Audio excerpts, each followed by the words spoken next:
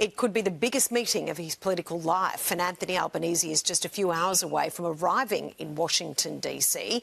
Our Prime Minister ready to finally sit down with Donald Trump, going face-to-face with the US President in the Oval Office.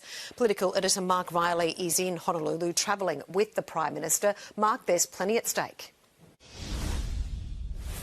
Yeah, a short but crucial trip for Anthony Albanese, the most important of his prime ministership so far, due to meet Donald Trump in the White House in the early hours of tomorrow morning to build a personal relationship with the most powerful and constantly unpredictable real estate billionaire turned two-time Republican president and world leader. After a couple of false starts and that brief selfie moment in New York last month, they'll meet in the Oval Office to discuss AUKUS, tariffs and critical minerals. With the Pentagon's review of AUKUS due for release any day now, Australia is about to deliver another cheque for $1.5 billion towards America's defence industrial base to help build the Virginia-class submarines we're due under the deal. And Anthony Albanese will be looking for a public commitment from Donald Trump that he intends to see the arrangement through. They'll also talk tariffs. The Prime Minister looking for at least a partial exemption from the 50% tariffs on Australian steel and aluminium and 100% on some pharmaceuticals. Our leverage point there, critical minerals and rare earths, the elements crucial for phones, computers, fighter jets, weapon systems. We've got a lot of them. America needs them, and the other major supplier, China, is holding them back from Washington as a result of their own trade stoush. Much to discuss in an unpredictable atmosphere. The expectation is that Donald Trump, the Make America Great Again deal guy, will welcome Anthony Albanese as a friend and ally, but we know that things don't always go to plan with this president. Several leaders have walked into the White House expecting that kind of welcome and left red-faced and with their ears ringing after a Trump tirade. Anthony Albanese is hoping he'll leave with a smile and a renewed presidential seal of approval for Australia. He scares the shit out of me. But what about you, Anthony? I mean, like, you know, you are going to win the next election. He might even be Prime Minister, who knows? But, like, again, like, how do you deal with Trump? Like, with trepidation. Yeah, but how do you get by? Like, how do you temper your language? Well, you've got to deal with who was elected. So we have an alliance with the US. We've got to deal with him. But that doesn't mean that you're uncritical about it. He scares the shit out of me. And I think it's of some concern that the leader of the free world thinks that you can conduct politics through 140 characters on Twitter.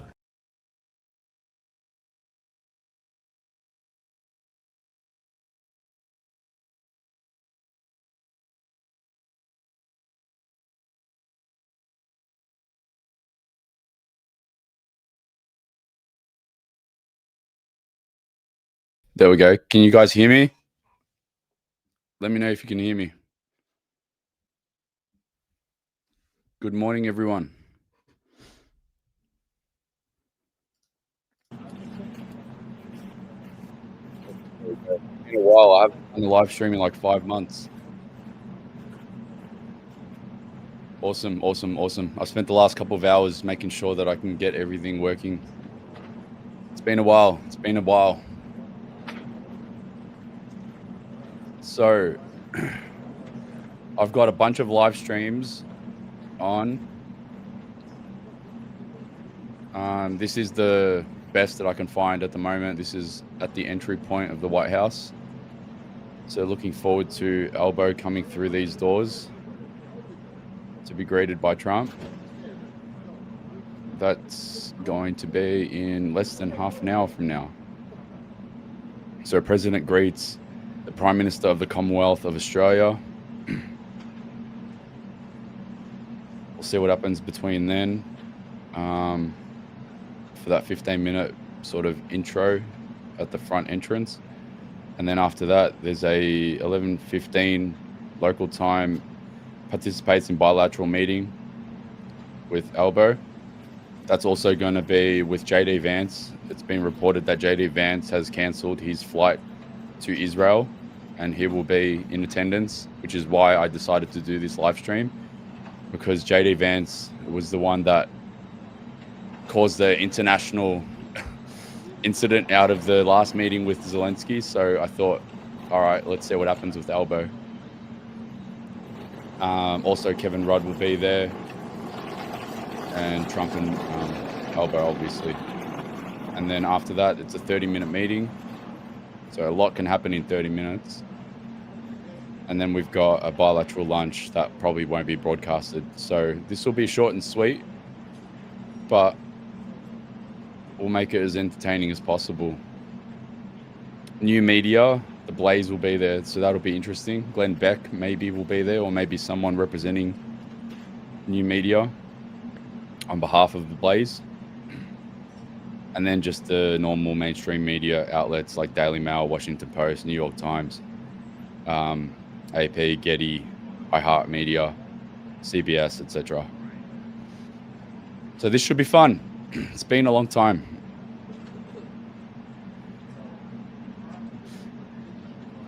There's another live stream that I've been watching. This one here.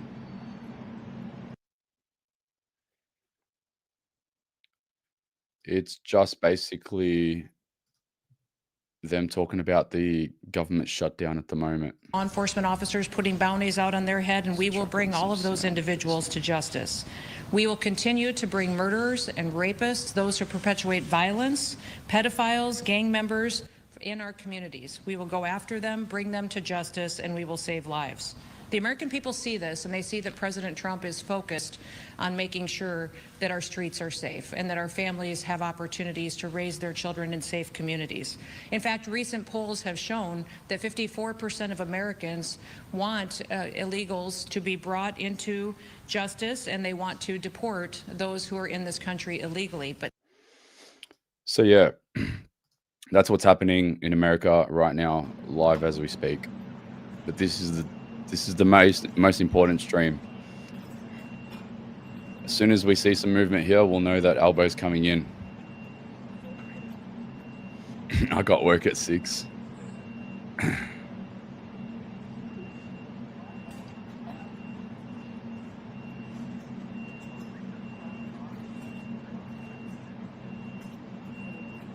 This should be fun.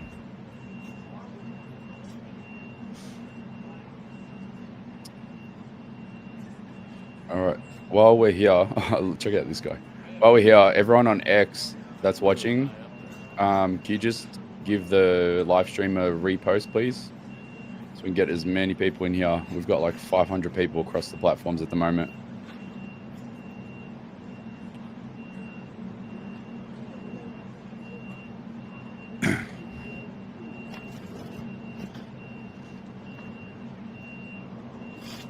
Watch the propaganda clips from on the news tomorrow. The guy just pulled the cable out of the mic. Listen to this. I'm going to mute that for now. So they're still doing technical support at the moment. So nothing's really happening. Everyone give the live a share so we can get as many people in here. And I'll pull up the schedule so you guys can see it while we've got time. I posted this earlier this afternoon.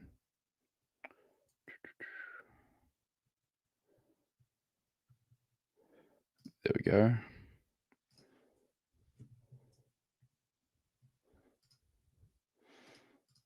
Let me just open this in another window. That's better. All right, cool.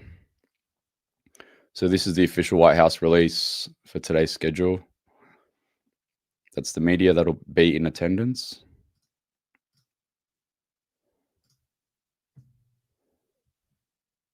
And then this is the schedule. So local time.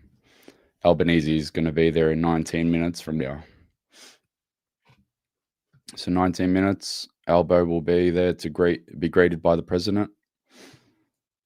15 minutes later for the 30-minute meeting. And then they'll be off to lunch. So unless there's any other elements that we can see after the actual meeting, we'll call it there. But if they broadcast anything else, then we'll stay for as long as we can. All right, back to the entry point.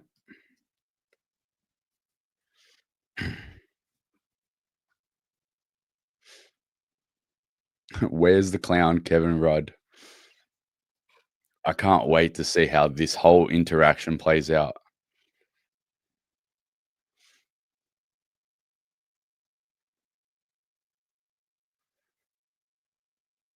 I'm kind of glad that it was a big event like this that forced me almost to come back on live, because I've been so busy with other projects behind the scenes that I decided to put the live streaming behind me for a bit.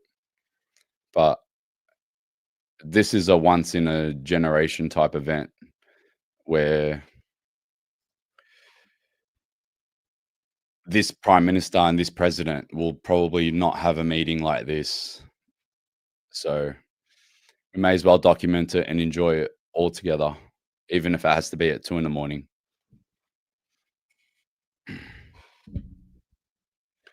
Have you enjoyed the left's meltdown since March for Australia? Oh yeah. I hope you guys have enjoyed the I'll mute the broadcast from this. I hope you guys have been enjoying my posts, especially recently. I felt like I started a whole national discussion with regards to that post. Where is it? It's got nearly 1 million views. Here, this one.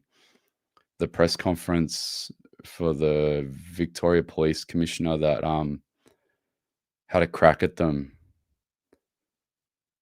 So just by chance, when I left Hyde Park that afternoon, I got on the train back on my way home, and I don't know why, but the Victoria Police YouTube channel has like 60 subscribers.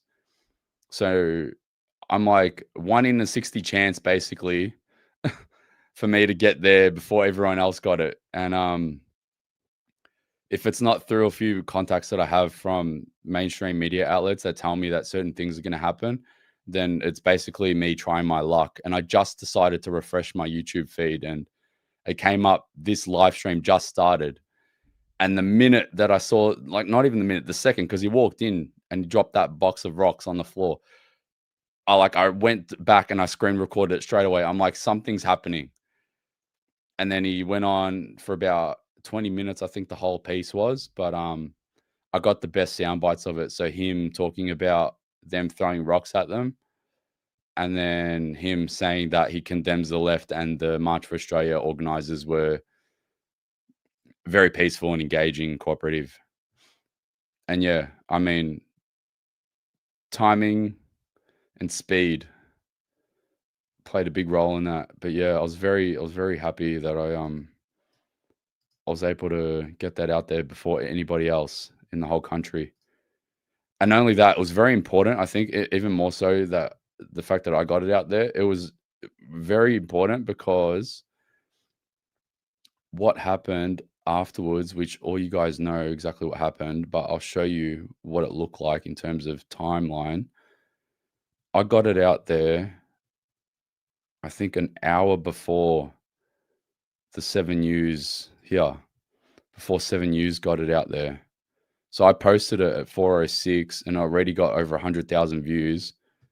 And then this is the best screenshot that I could find, but this is when 7 News Melbourne started to do revisions on their original post, and then they deleted it, and then they posted it again, and then they deleted it again. So I think there's 51 minutes in between the time of publishing it. So I think more than anything, I'm very happy that I got it out there before anyone else did, because by then over 100,000 people saw it, and we were able to quash the media narrative. And they were so upset. They fumbled that post like 5 times in a row. So that's how important it is to play our roles with regards to being the new media. I was very happy that we're able to do that. But yeah, we crushed them. We absolutely crushed them. And then I've had purple pingers and a whole bunch of other lefties losing their minds in my DMs and saying that I'm licking the boot and all that. It's like, come at me. I said this 4 years ago on a live stream with Raf and Diogo. the first thing that I said when I got out of prison, come at me. Still come at me. But yeah, we did well. We did very well.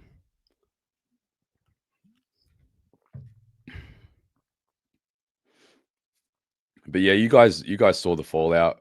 It was a great day. Good fallout. I mean, we take it with a grain of salt because I'll pull up another thing. So I saw Topher. He posted this complaining about how the Victorian government is wanting to pass new laws. So this. Now, you can't complain about it. Like I want you guys, because you guys are smart, okay?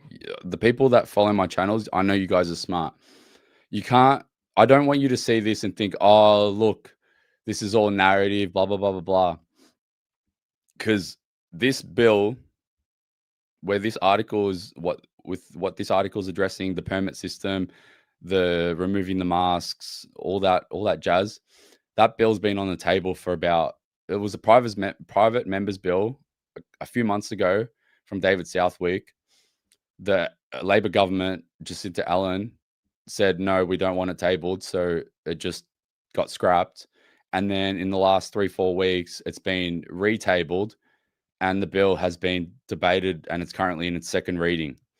Now, I don't think it's going to pass, but I also don't think it's anything to be overly too concerned about, because Labor's going to vote against it, and the crossbench is going to vote against it. So I don't there's nothing to worry about. If there was anything to worry about, I'd let you guys know. Basically, let's put it that way.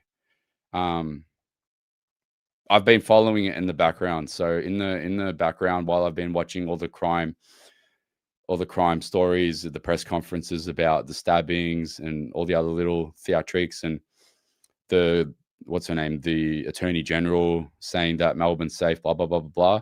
I've been monitoring all the stuff with regards to this and anything that even remotely alludes to agenda related things. So the bill doesn't look like it's going to pass. This incident might sort of change the hearts and minds of them, but until the debate rolls on, until it passes through the lower house in Victoria, and then it becomes an issue where they're going to maybe pass it in the upper house, that's when I'll start to bring more attention to it. But until then, don't stress too much. So yeah, I mean, they publish things like this just to get clicks, and it sucked in Topher. If he was actually keeping an eye on it, he would know that this bill's been debated for the last couple of weeks. But yeah, don't stress too much. Nothing to worry about at the moment. And the bill's pretty flimsy anyway. It's written really poorly. Like the Greens lower house members are saying, we don't want to pass it because we attend protests and we wear face masks sometimes, or we wear face coverings because we don't want to get identified by media outlets that we were at XYZ protest.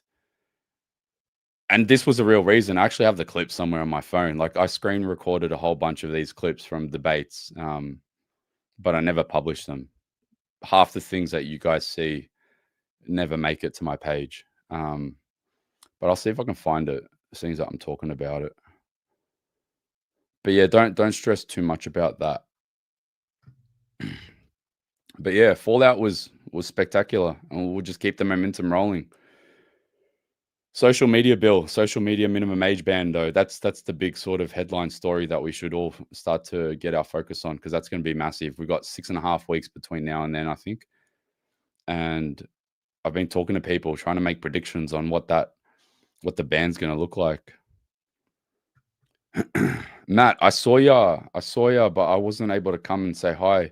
I saw you taking photos of the skywriting where it said "Marry me" while we were marching. I turned around. I'm like, "Is that Matt?" And then I saw you. You're like holding your camera, trying to take photos of the clouds.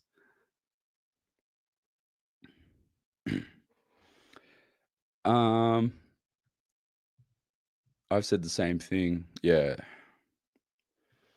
Just going back through the comments while we're waiting.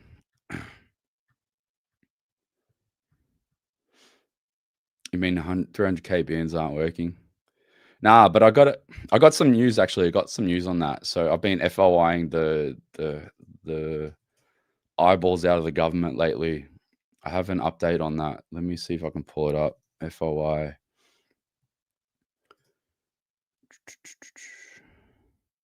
Okay, I've got it here. Let me just make sure that there's no personal information that's showing here.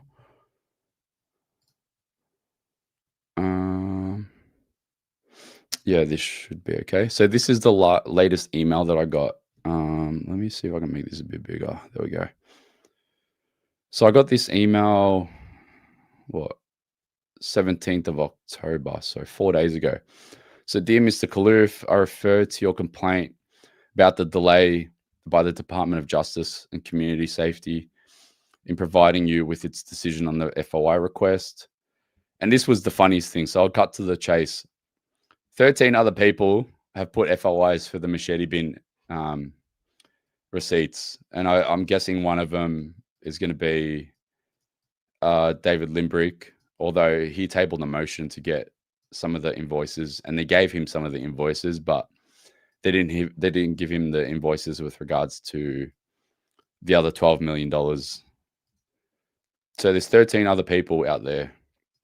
So that's why they've breached the FOI Act with regards to my request on that machete bin program. So as there were 13 other requests for the same or similar material, we are attempting to coordinate our consultation with all third-party businesses to avoid duplication at their end as well as yours or ours. We'll continue to work on this request as a priority. I'll hopefully be able to finalize it shortly. And then I've got the option to complain to VCAT. So I'm contemplating making a VCAT complaint. I spoke to Catherine Deeves about it yesterday. Yeah, like Sunday when we were at the protest. And asked her, what do you reckon? Should I put a complaint in? She's like, yeah, if it's not going to cost you anything, you may as well, because anything to cause them headaches, do it. So that's where we're at with the machete bin saga at the moment. And I've put another FOI in. So I put in an FOI in 3 days ago, 3 days ago, about the $14 million social media ban campaign. $14 million one. See if I can find that post. I'm pretty sure I put a post about it.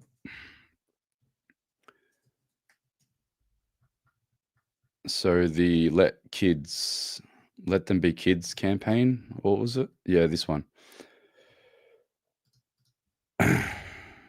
Share this tab. There we go. For the good of kids campaign. So it's a $14 million campaign, $1 million more than the machete bin amnesty program. And yeah, I put this post up a week ago now. So I've submitted a request and they've accepted it already, which is good. And hopefully we get a breakdown.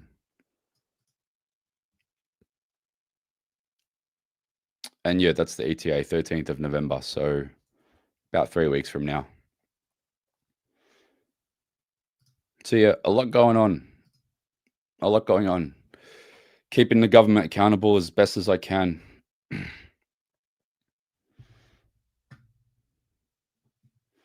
But yeah, I'm very, very keen to see and curious to know what you guys think, because I've been talking to a few people and I feel like it's just going to be blacked out just like they did with the UK ban. So UK,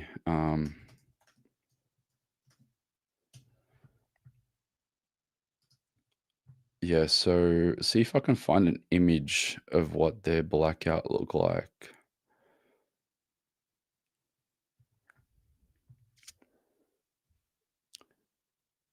I'm pretty sure our feeds on X are just going to look like that.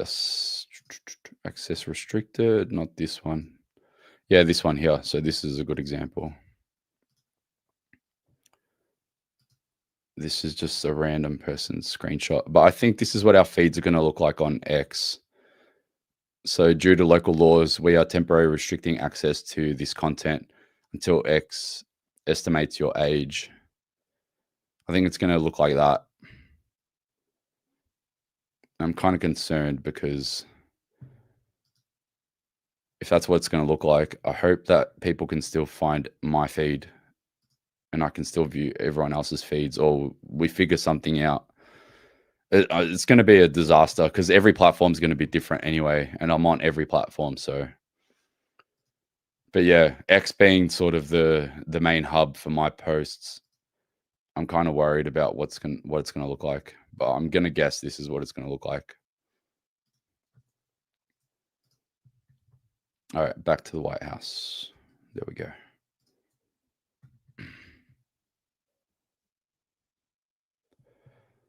All right, so nothing's happening.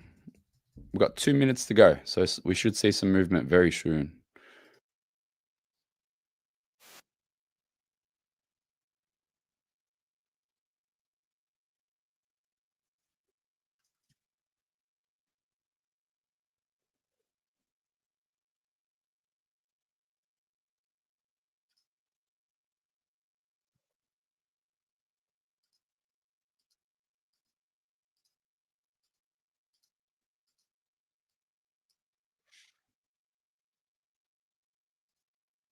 All right, sweet. 2 minutes to go.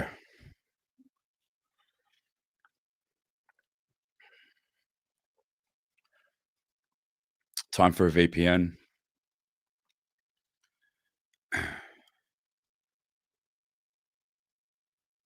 Government should be banned from advertising.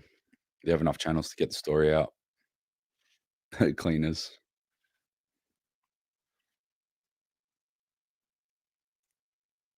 It will take the win for constipation face, Albanese or Starmer.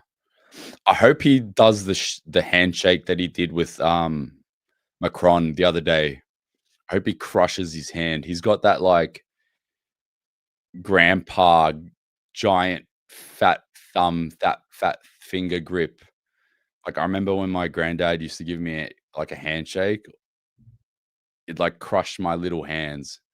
He's got that grip, and I hope he just absolutely makes him blue. Odds of a SmackDown. A lot of the media outlets were saying that they reckon nothing's going to happen, but I mean, JD Vance is going to be interesting if he's there, and all reports are that he's there. I'm hoping at least 25% chance.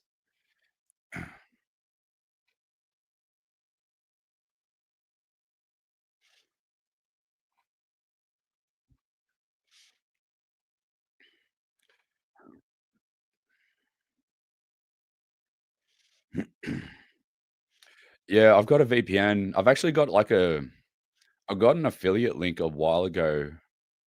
I think last year during the social media live stream that I did, social media minimum age live stream. I have an affiliate link. Was it from NordVPN?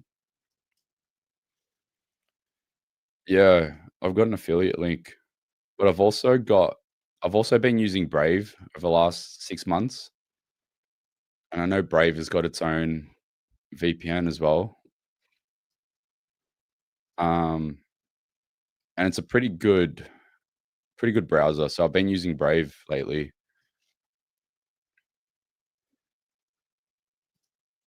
But yeah, have a contingency plan in all aspects. Like I'm using Brave. I've got a subscription to NordVPN if I need to use it. I'm very close to just signing up to a Starlink plan. Not that that's going to be a contingency because it still can get shut down, but just as a backup. And yeah, I mean, worst case scenario, we're going back to meeting up at the local parks and talking shit while we're riding our bikes, like the old days, because we can't talk on social media. Meeting at the local park, having a chat about having a talk about politics, politics at the park.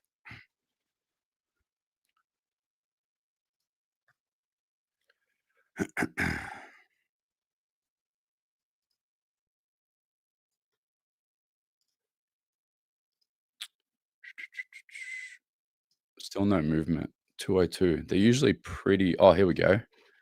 The Australian flags are coming out. Does he have the Torres Strait Islander flag and the Aboriginal flag? So there's an American flag. Was that an Australian flag behind it? Let's go back a bit. Yeah, that's an Australian flag behind it. It looks like an Australian flag. Yeah, they're getting ready. Here we go.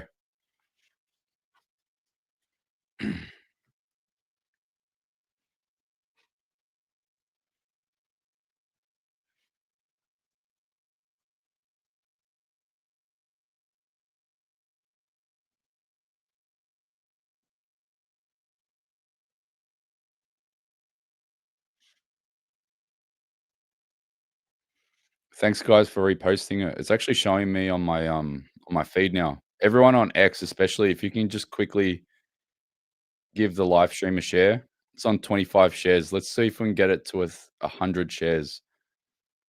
So if you're watching on X, just click out quickly and let's try to get that to 100 shares, please. There we go. It's going up. Let's try to run that up to 100, please. I can't believe how many likes that post got. 4.9K likes when I said, should I go live tonight? That's crazy. There we go. 43. Let's get it to 100. 44. Almost there already.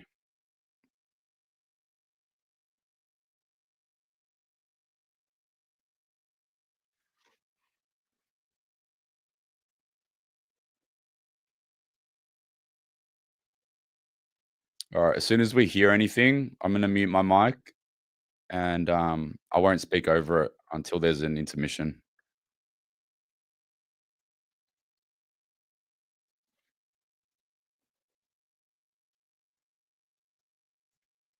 All right. Some more audio just came through my mic. So I think we might be starting shortly.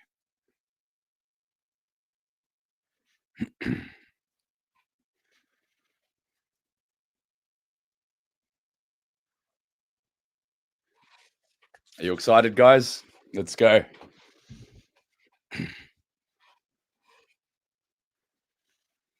We're almost there. We're on 60 shares on X.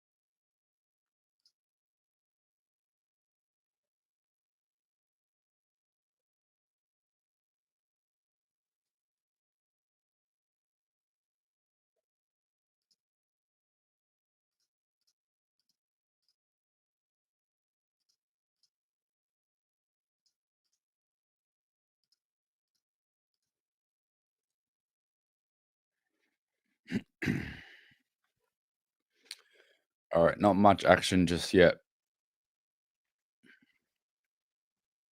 Do we have to give him a world stage? I know this is exciting. This is going to be big.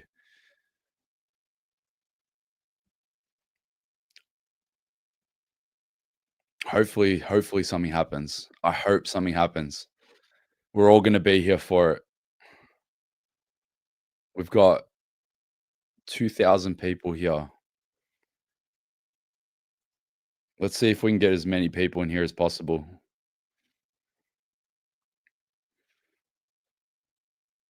Everyone on X, if you can click out of the stream quickly and just click the repost button, I'd greatly appreciate it. Let's try to get that to 100. It's almost there already.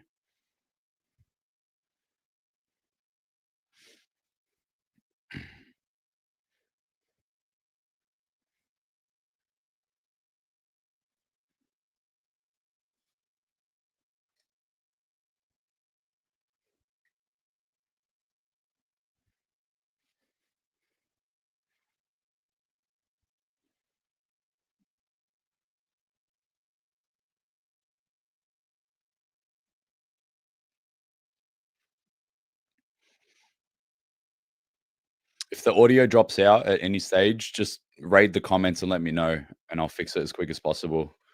But I think at the moment it should be all good. Yeah, just waiting now. It's 9 minutes past the scheduled time. But I believe they are almost ready to go. Trump will probably walk out. Albo will come in this way towards the door. They'll probably shake hands, smile for the cameras, shake hands, smile for the cameras, walk in, and I'm guessing Kevin Rudd will probably be inside. He might come out. I'm curious to see how this all plays out, but that's how I'm going to guess it plays out. Kevin Rudd will be inside. Hopefully JD Vance is inside. And then the Oval Office meeting will happen from there.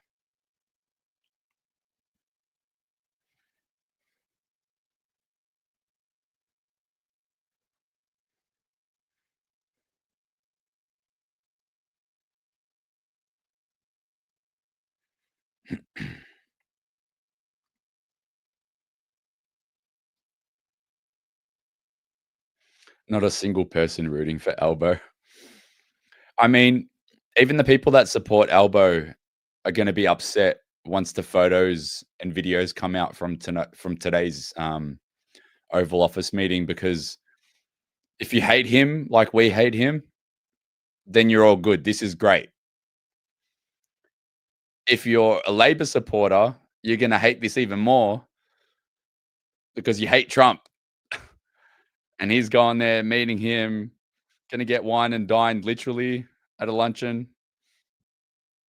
Probably drop a whole bunch of money and cut a whole bunch of deals with the USA. They'll hate it even more than we do. And it's beautiful. Anything that pisses off the left, especially after the last 48 hours, is just mwah, chef's kiss.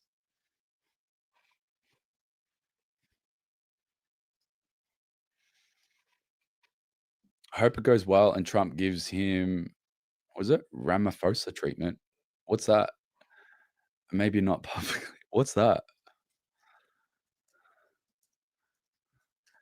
I'm gonna Google that quickly. Oh, what's this? Trump ambushes South African president. Gotcha. Oh, starts pulling out like photos. Gotcha. Yeah, I remember that. Yeah, that'd be hilarious. Thanks for the super chat.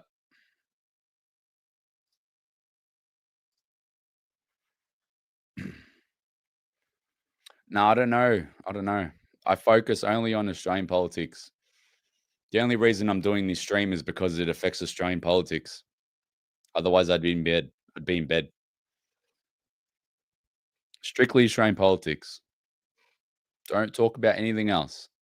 Australian local, state, and federal politics. That's it. And anything that externally affects us, I'll touch on it if it's good enough. Otherwise, nah.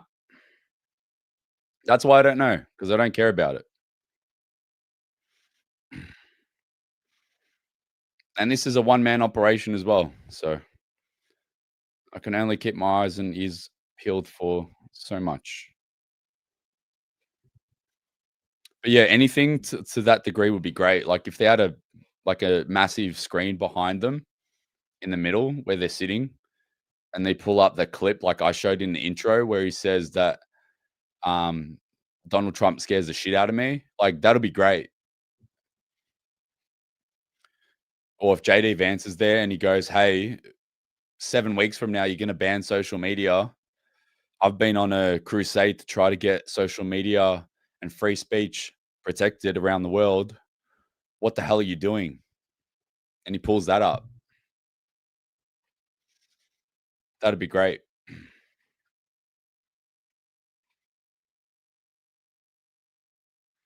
No, I did not watch the Trump-Scott Morrison interaction in 2019.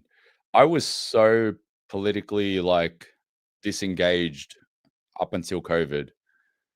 And now the minute that the government decided to make a martyr out of me and put me in prison, I've had the biggest chip on my shoulder. I'm sick. I'm tired. I'm mentally and physically exhausted. I'm emotionally drained. But that chip on my shoulder will not allow me to stop. I will go to the end of the world to make sure that what was done to me 5 years ago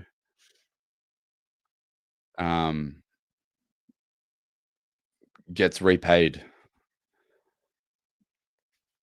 You're going to have to kill me to stop me, basically. They put me in prison. It didn't stop me. It just galvanized me. So, yeah.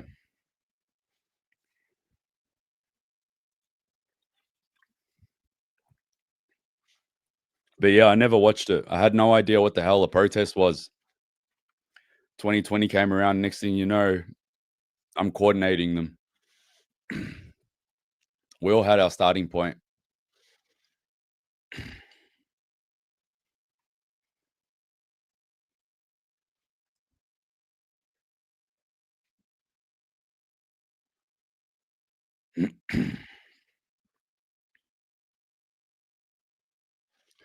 All right, cameraman, camera women are coming out. So it looks like any second now.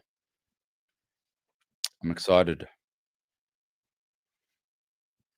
As soon as there's signs of Trump or elbow, I'm going to mute my mic.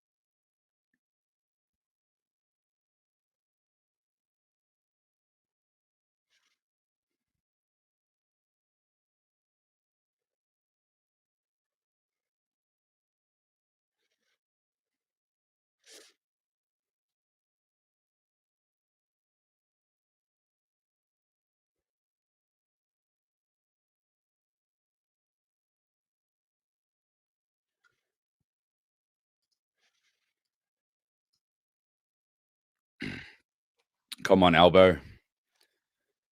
You had a week holiday. You probably met up with Daniel Andrews prior. Got a bit of a lecturing from him.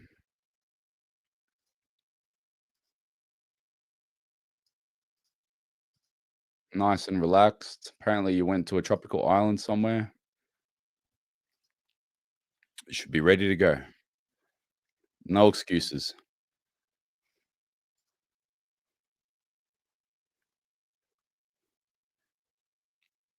Oh, there we go. My man has joined us. Let me see if I can get this working. There he is. G'day, Anthony. How are you, mate? I'm doing well, man. It's been a while. It has been a while since we've done one of these. It has, mate, but I think this is unprecedented, and there's a lot of eyes that want to see what's going to take place during this interaction. So, based upon that fact alone and our intrigue, yeah, we're up, we're doing it, and you're getting it done for the people. Oh, we all are, man. Like I said earlier before you jumped on, we're all just playing our role.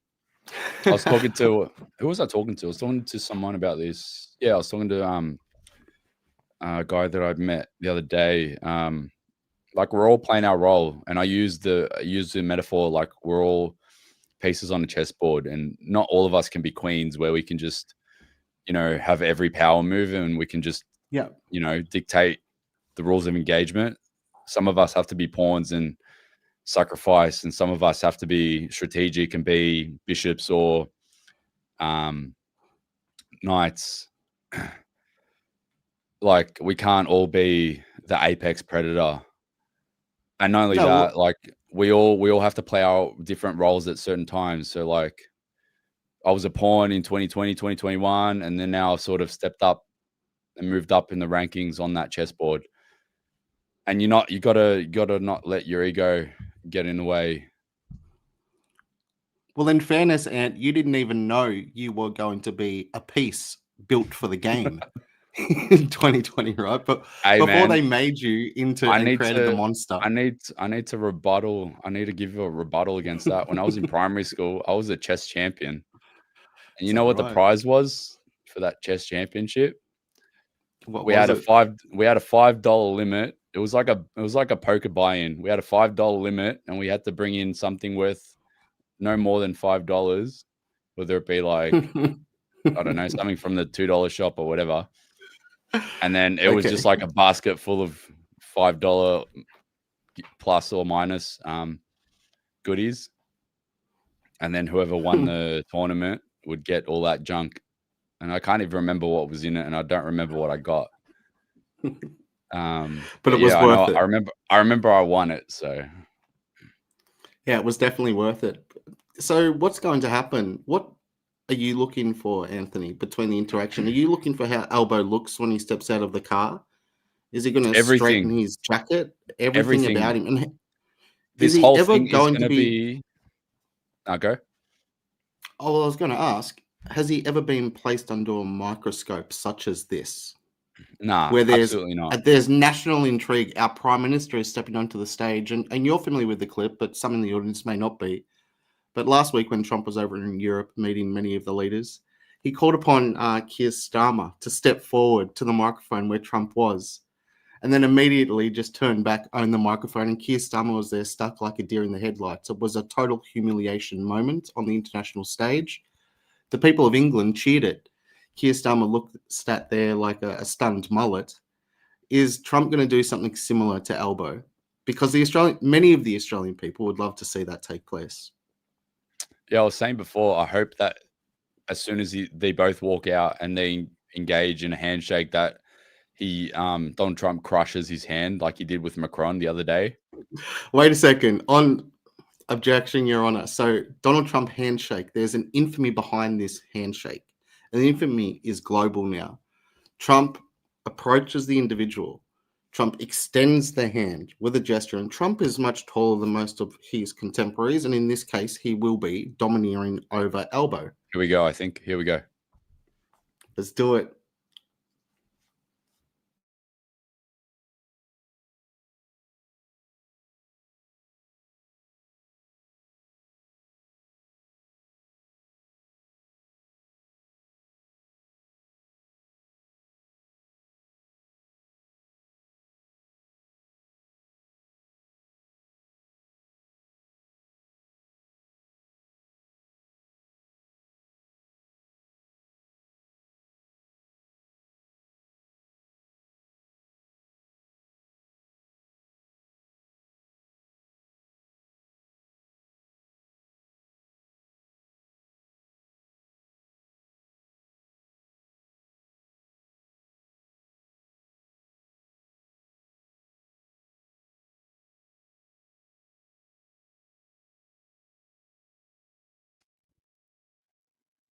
We're gonna get a lot done.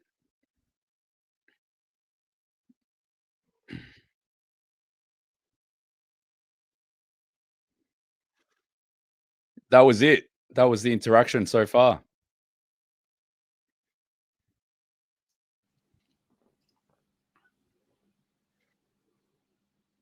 Damn it.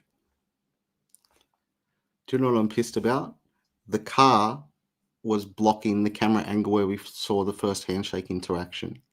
I just wanted to see if Trump snatched his hand and pulled him back towards him. But we missed it for that photo op, but I'm guessing there's going to be many more handshakes which take place over the course of the next couple of hours, and a few in the Oval Office itself. And they're the ones we're looking forward to. Have we got a timeline, Anthony, for when the actual sit-down is going to take place? Hold on. Apparently people couldn't hear it, but I could hear it. Could you hear it? No, I couldn't, mate. I thought that the audio was actually muted from the broadcast end just for that, because they were so far away and there was really nothing that could have been shouted and answered.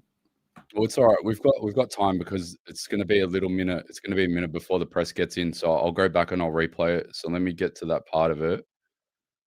And I'll duplicate the stream so that way I can watch it live as well, just in case something does happen. And I'll run it, because it was literally like 2 questions that got shouted out to him, and then it walked in.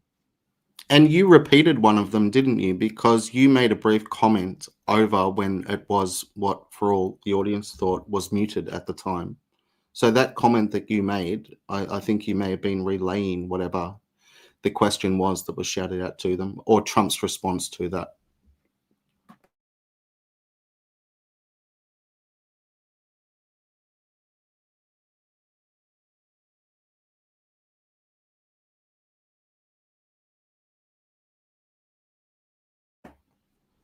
So why Anthony is doing this, I think one thing that might be interesting for some of the audience is Albo's obviously got his management team. He's got handlers, for lack of a better term. One sec. Can you hear it? I'm going to play it now. Yes, we can hear that, mate. All right, sweet. It's very brief, this interaction.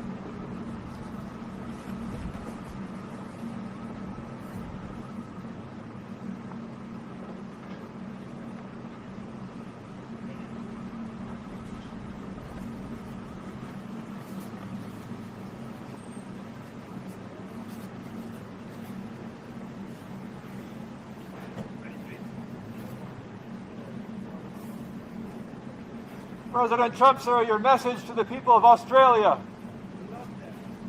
What do you hope to accomplish today with the Prime Minister?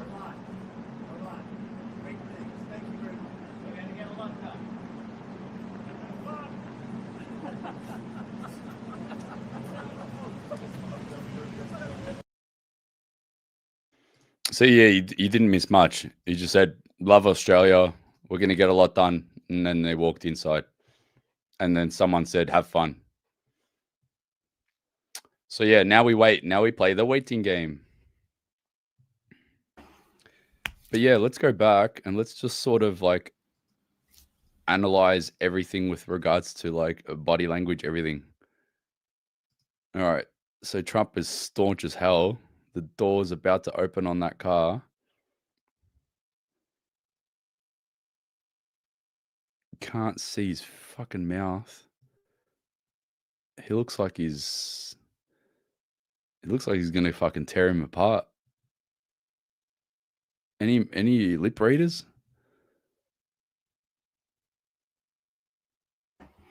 You know what I want to hear, Ant? I want to hear Trump say, "I made him an offer he couldn't refuse," or "It was the art of the deal. He had to take it." Something Sorry, like guys. that. Wrong tab. Be So look correct. at that- Trump was look at that standing there face. being Trump. Yeah. There's a lot of stress and tension in that. And it's smile for the camera, smile for the camera.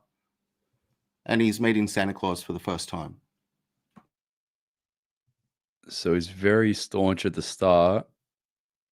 Right there. He's standing like one of those soldiers. Yeah, and that's the mob boss Don style. And it's hello, Grabs welcome his to hand. Mar-a-Lago. Go back there, and did he tug him forward? It looked like there was just a brief moment, one frame where he tugged him. Nah. He disengaged as soon as the car went back. Yeah. He looks like he's scared shitless, man. Look at that. Look, he looks like that Chad meme. Elbow, look at him. He looks like he's a mess. The Chad meme or a Wojak. But no, what he did is he took a massive, deep sigh, a breath of relief. He went, and what Trump did, he mirrored Trump's body language. As soon as their hands separated, Trump obviously does his natural thing and fixes his jacket like this. Elbow thought Trump was going to button his jacket, but Trump doesn't. Trump's just sorting himself out. Elbow buttons his jacket. Have a look at this. You can see it's guided. If you go back like 10, 15 seconds, Ant, you'll see it. And that's why Elbow's standing there with his top button done up and Trump's with the tie out. Just taking a screenshot of this. Let me go back. All right, yeah. Trump grabs the jacket. Elbow does the same, but buttons. And then Elbow quickly in one frame looks down. Holy shit, Trump didn't button up. And you can catch that as well.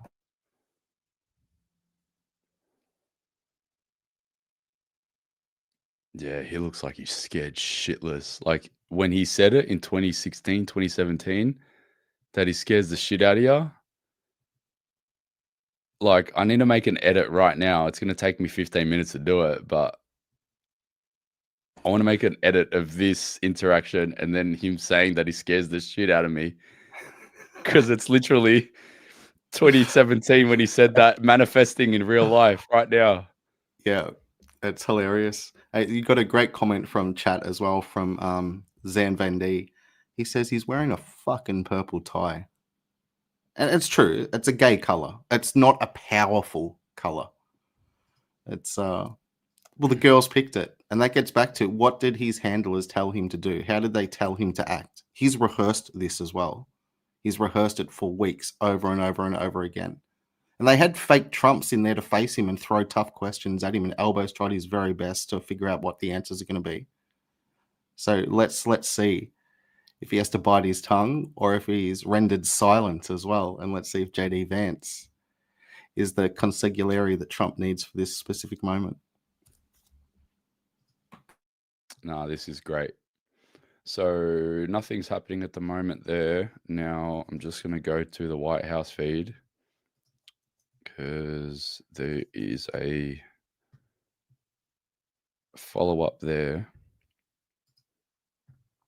for the meeting. There we go. President Trump participates in a bilateral lunch with Prime Minister Anthony Albanese. There we go. Let's get the video quality up on that. But yeah, at the end of this, it's going to be analyzed by, you know, people that can read lips, body language experts, everyone. It's going to be incredible. Here we go.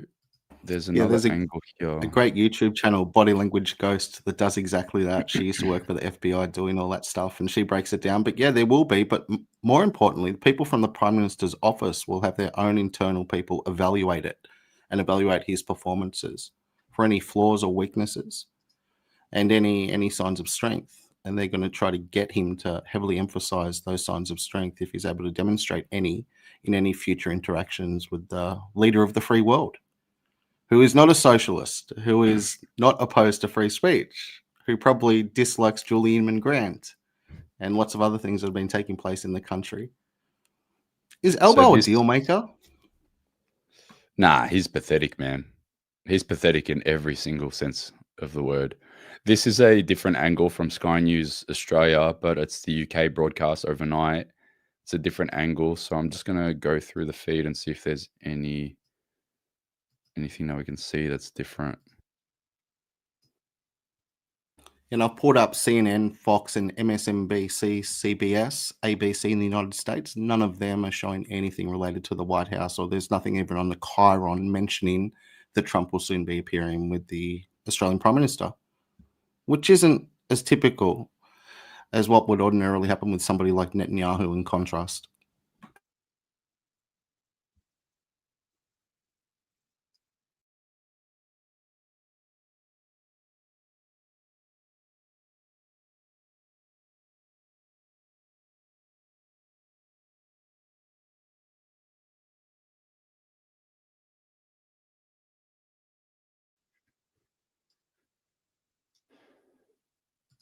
Keep up the chat, guys. It's hilarious. I'm certainly appreciating it. Many of you are putting absolute zingers in there.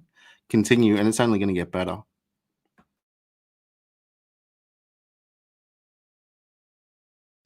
right, so there's no new angles in there either. All right, just waiting for this live stream. Let me just stop this quickly.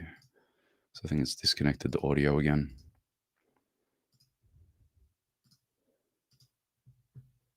There we go. I wonder what's happening in the White House in between when they walked in and before it starts. There was an anomaly, Anthony, in the first interaction. Have a think about those two just interacted and you wonder what's going on right now inside the White House prior to them sitting down. But how come Albo was on his own? Where was the so-called bride-to-be? Isn't Melania normally always there in these types of things where she meets the equivalent of the First Lady?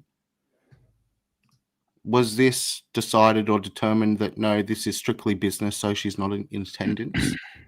Or did Trump and the White House specify that, no, this is the boys-only meeting? There's no need for her to attend. Melania will cater to her later on this afternoon. Nah, she might be at the lunch. So there's a lunch almost straight after it. Yeah. So, yeah, she wasn't required there for that interaction. I'm just going to pull up the Sky feed again. Let me know just to make sure that you can hear it.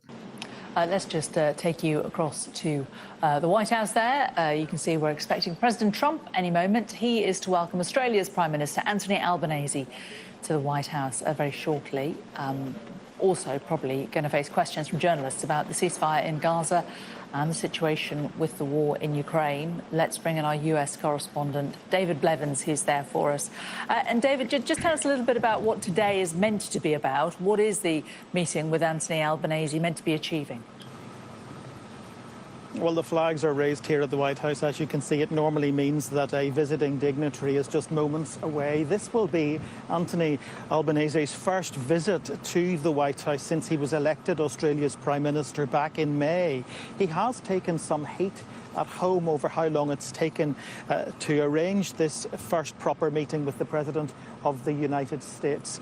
And as I speak to you, I can see his vehicle coming through the gates, which means we will probably see the President at the door any second now to receive his visitor. Top of the list, I think, will be trade, because although these two men come from very different political perspectives, the Australian Prime Minister comes with a bargaining chip, and that is Australia's vast reserves of critical minerals at a time when the Chinese have imposed some restrictions on exports of their reserves, fueling the trade war between the United States and China. So that gives the Australian Prime Minister something of a bargaining chip, because he can come and say, well, you know, all of those critical reserves that you need to produce those advanced electronics or defence technologies, we can supply them. Australia, for example, provides 33% of the world's lithium compared to just 23% from China. So that's going to be at the top of the agenda as these two men do their handshake at the door.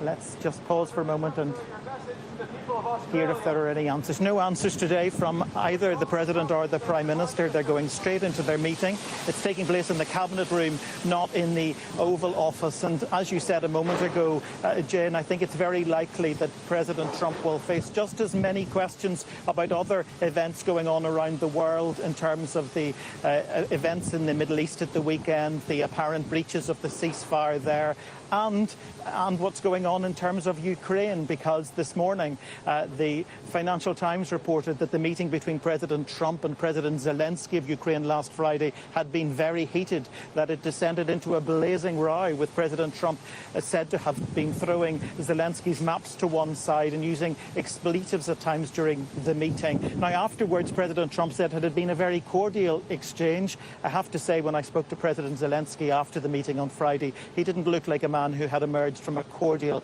exchange. He looked like a man with the weight of the world on his shoulders, and why wouldn't he? Just a month ago, President Trump was suggesting that he was so tired of Putin that Ukraine may be in a position to win back all of the territory it's lost. Now he appears to be suggesting that Ukraine should surrender the territory that Russia has invaded to bring this war to an end. So I think Ukraine will be at the top of the list of questions from journalists inside the cabinet room shortly.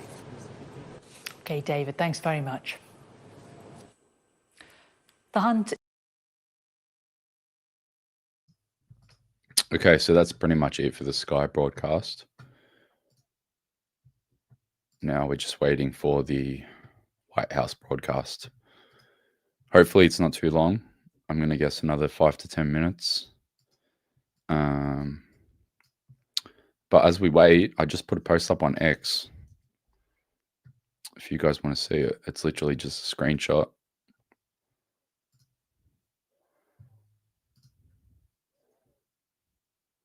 And that's my caption.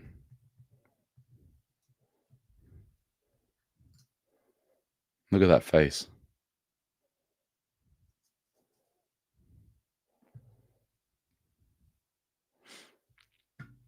What do you reckon?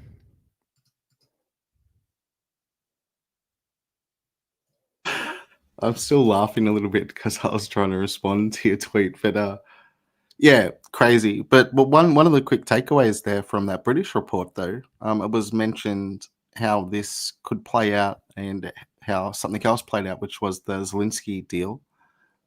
During that meeting, the reporter said that there were lots of expletives used. There was a lot of tension in that room. The big boss was talking. He was telling the underling what the hell is up. And Zelensky was horrified. But then Trump comes out and says, no, it was a very cordial conversation. It was very cordial. Okay, so if he even reads Elbow the Riot Act, Elbow is going to walk out and Trump's going to smile for the cameras and say, it was a great time. Fantastic. We love Australia. And Elbow might take a sigh of relief. But let's see if his head turns a shade of Barnaby Joyce throughout the interaction with Trump as well. And I wonder if he had to have a few stiff drinks prior to stepping out of the vehicle and interacting with the great Trump.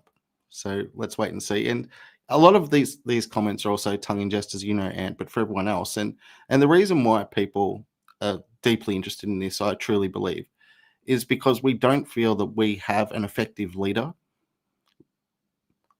for our country, let alone to represent us in the international community. And it is embarrassing for many people. They do not feel that he has the brain power to be able to do the job. They certainly believe that he is not charismatic. He doesn't have a je ne sais quoi about him. He's not truly engaging. He doesn't win people over. He's not affable. He's not a ladies' man. He's not a proficient entrepreneur that's been extremely successful. He's not an innovator. He's not a developer. So in those areas of life, he's fairly vanilla. If anything, his rise to ascendancy of prime minister is overs. You know, he's batting above his average well and truly. But nevertheless, he's there. He's our man. He's representing. So people expect him to do a great job. Are we looking for any holes so we can tear him to shreds on it? Yeah, we are. Why? Because we have high expectations for somebody in that role. And in a nation of 25 million people, how the hell can that guy be the best man in the country? Will this be his coming of age moment? Is this the moment that's going to make Elbow? Could it potentially be the moment that breaks Elbow? Only Elbow knows that.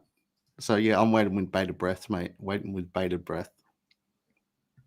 And I know Penny Wong probably would have done better in that meeting than him. And that's saying quite a bit, considering I'm not her greatest fan. I don't know. I feel like Penny Wong would have been... I think actually, yeah, Penny Wong probably would have done better, but we won't know until we see and we can compare both. But I mean, Richard Marles has had interactions with the Secretary of War. Penny Wong has had interactions with her counterpart Marco Rubio. So this was just a matter of time, really, when it came to leader to leader. But yeah, we won't really know until this plays out. This will be interesting. 2,700 people awaiting the White House live stream. Here we go. Please give me a thumbs up so you can hear it. You can hear it? Yeah, crank it up though. And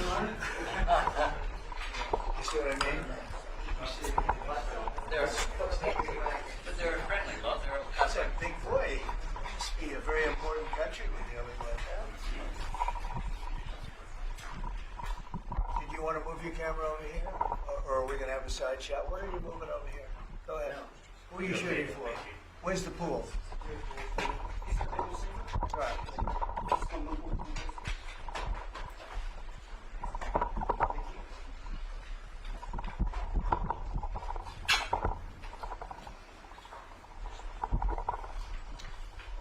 Well, thank you very much. It's great to have the Prime Minister of Australia.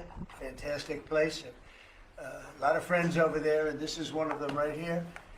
The Prime Minister is, as you know, Anthony Albanese, and he's highly respected, done very well in his election, and I hear you're very popular today, right? I mean, it varies from day to day, but with all of us. But he's done a fantastic job as the Prime Minister. We're here to talk about trade, submarines, lots of other military equipment. They're big orders of our great military equipment. We have the best equipment anywhere in the world by far. And, ooh, you gotta watch that. Watch that. You're not allowed to break that. That mirror is 400 years old. The camera just hit the mirror. I just moved it up here special from the vaults, and first thing that happens, the camera hits it. Hard to believe, isn't it? Hard to believe, but these are the problems in life. So we're going to be here to talk about lots of different things, and we might take a few questions before, but we are discussing critical minerals and rare earths, and we're going to be signing an agreement that's been negotiated over a period of 4 or 5 months, and it was sort of good timing that we got it done just in time for the visit. And we work together very much on rare earths, critical minerals, and lots of other things. And we've had a very good relationship. We've been working on that for quite a while. In about a year from now, we'll have so much critical mineral and rare earths that you won't know what to do with them. They'll be worth about $2. But in the meantime, we're working with Australia and other countries. They're working with us too. But other countries also on that. But we're really working on anything having to do with military protection, military ships, vehicles, guns, ammunition, everything, the whole thing. We've been long-time allies, and I would say there's never been anybody better. We fought wars together. We never had any doubts, and it's a great honor to have you as my friend. It's a great honor to have you in the United States of America. Please, would you like to say something?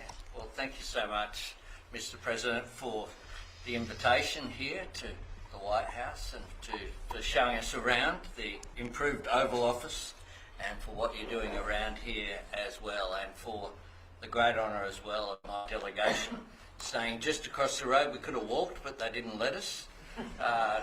We drove all of 20 metres there from Blair House, but it's a great honour to be able to stay there.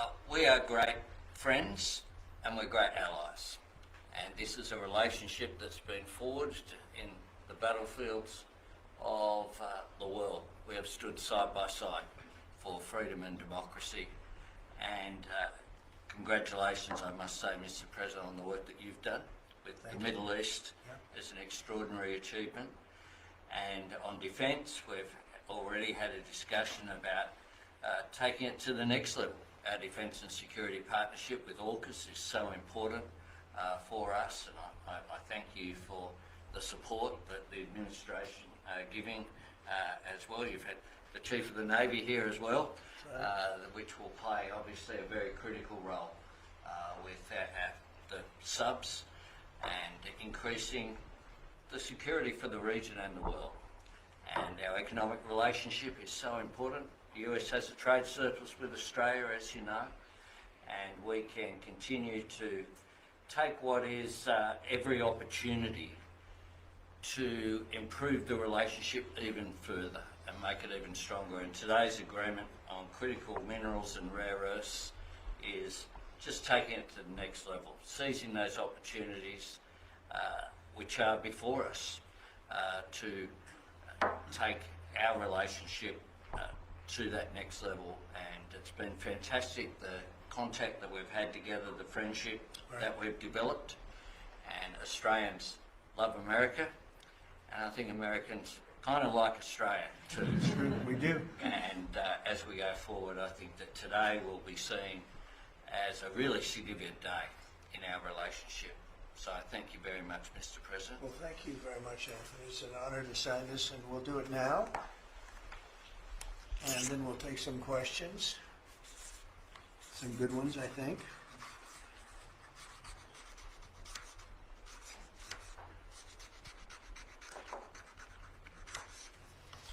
Okay.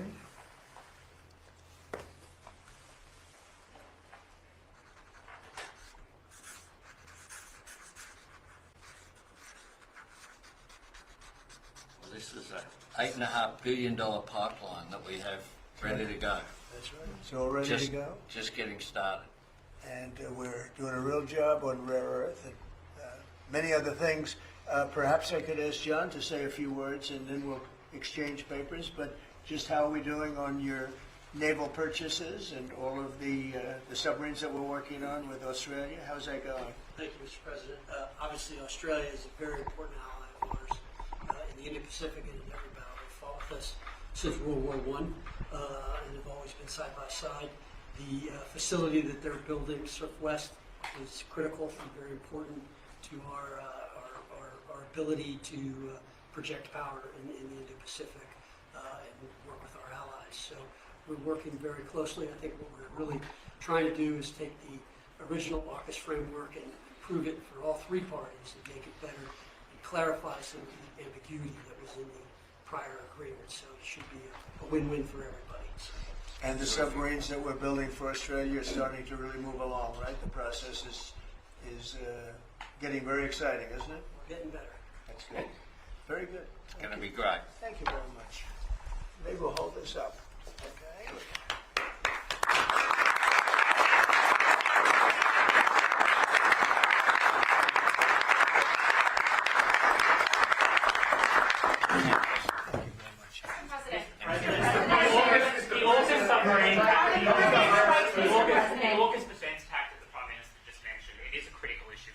Yes. You haven't really spoken much about it publicly. It was a deal that was done under Joe Biden to sell submarines to Australia at a time when you're not really making enough for your own needs. So can you tell us, have you gotten across the details of the deal?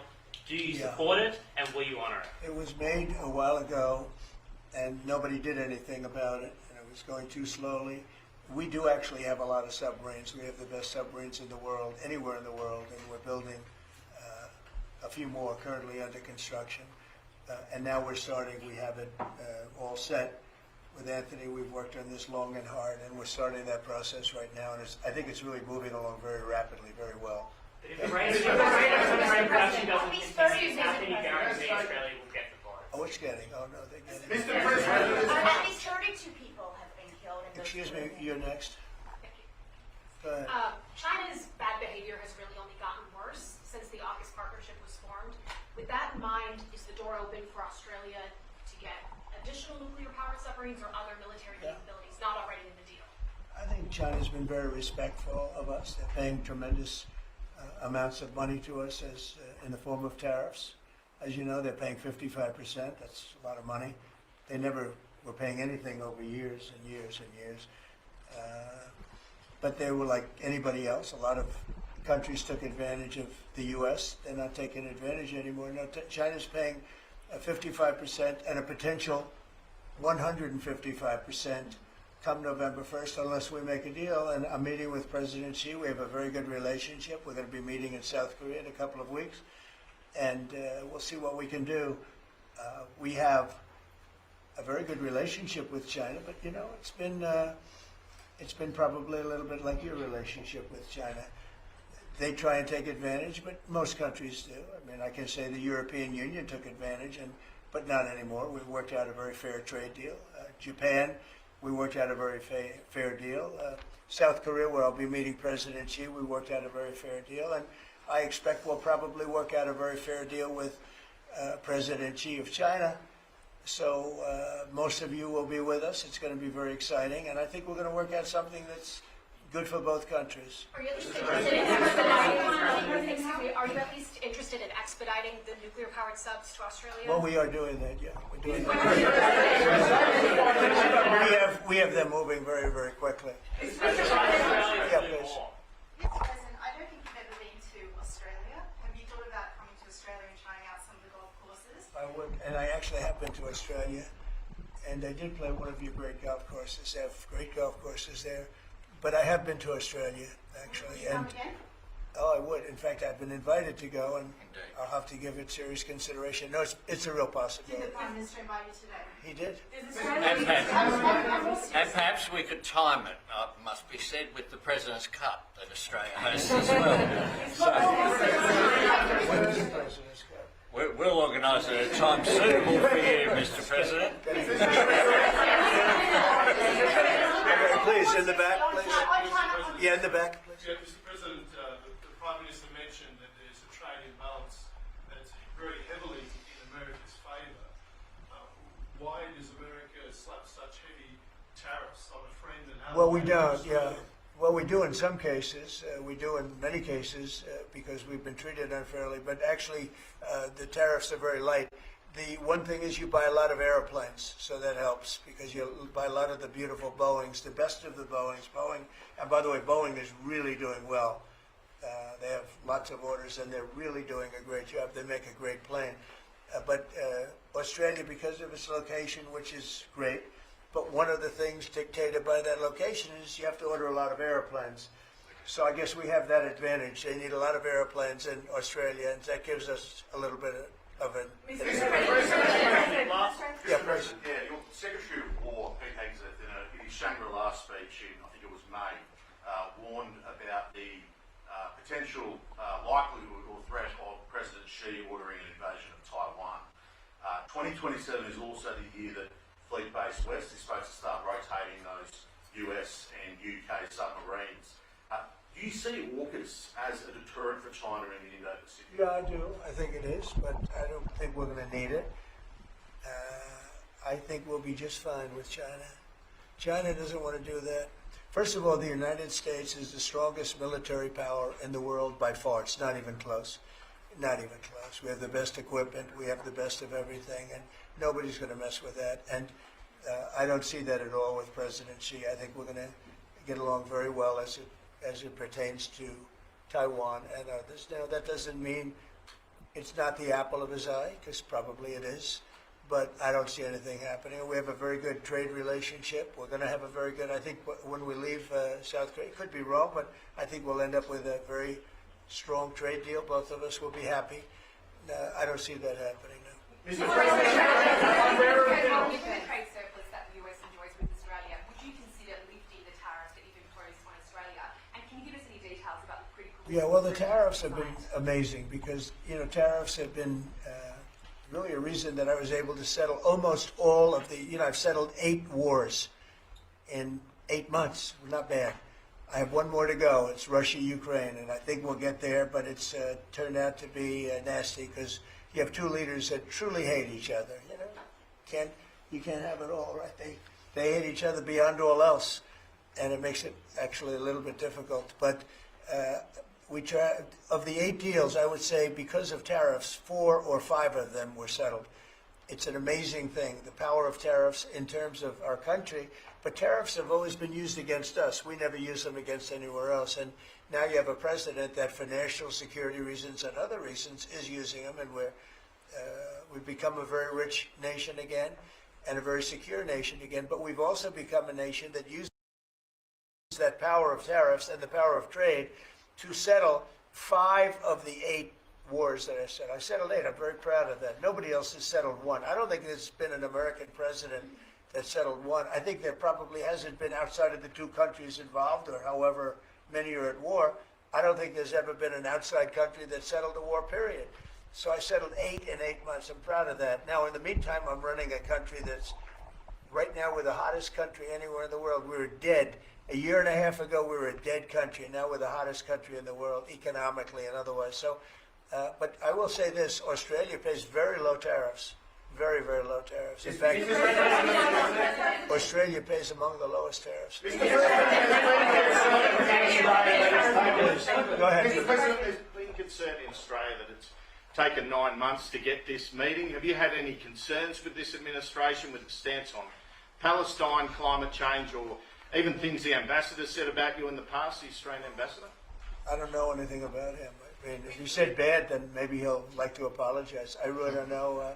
Did an ambassador say something bad about him? Don't tell me. I don't. Where is he? Is he still working for you? Yeah. You said bad? Do it! I don't like you either. I don't, and I probably never will. Go ahead. No, you went. Go ahead, behind you. Mr. President, your Secretary of the Navy said there will be some clarifications around some ambiguities on AUKUS. Can you tell us what... Well, he'll get that taken care of. Bro, Kevin Rudd just got cooked.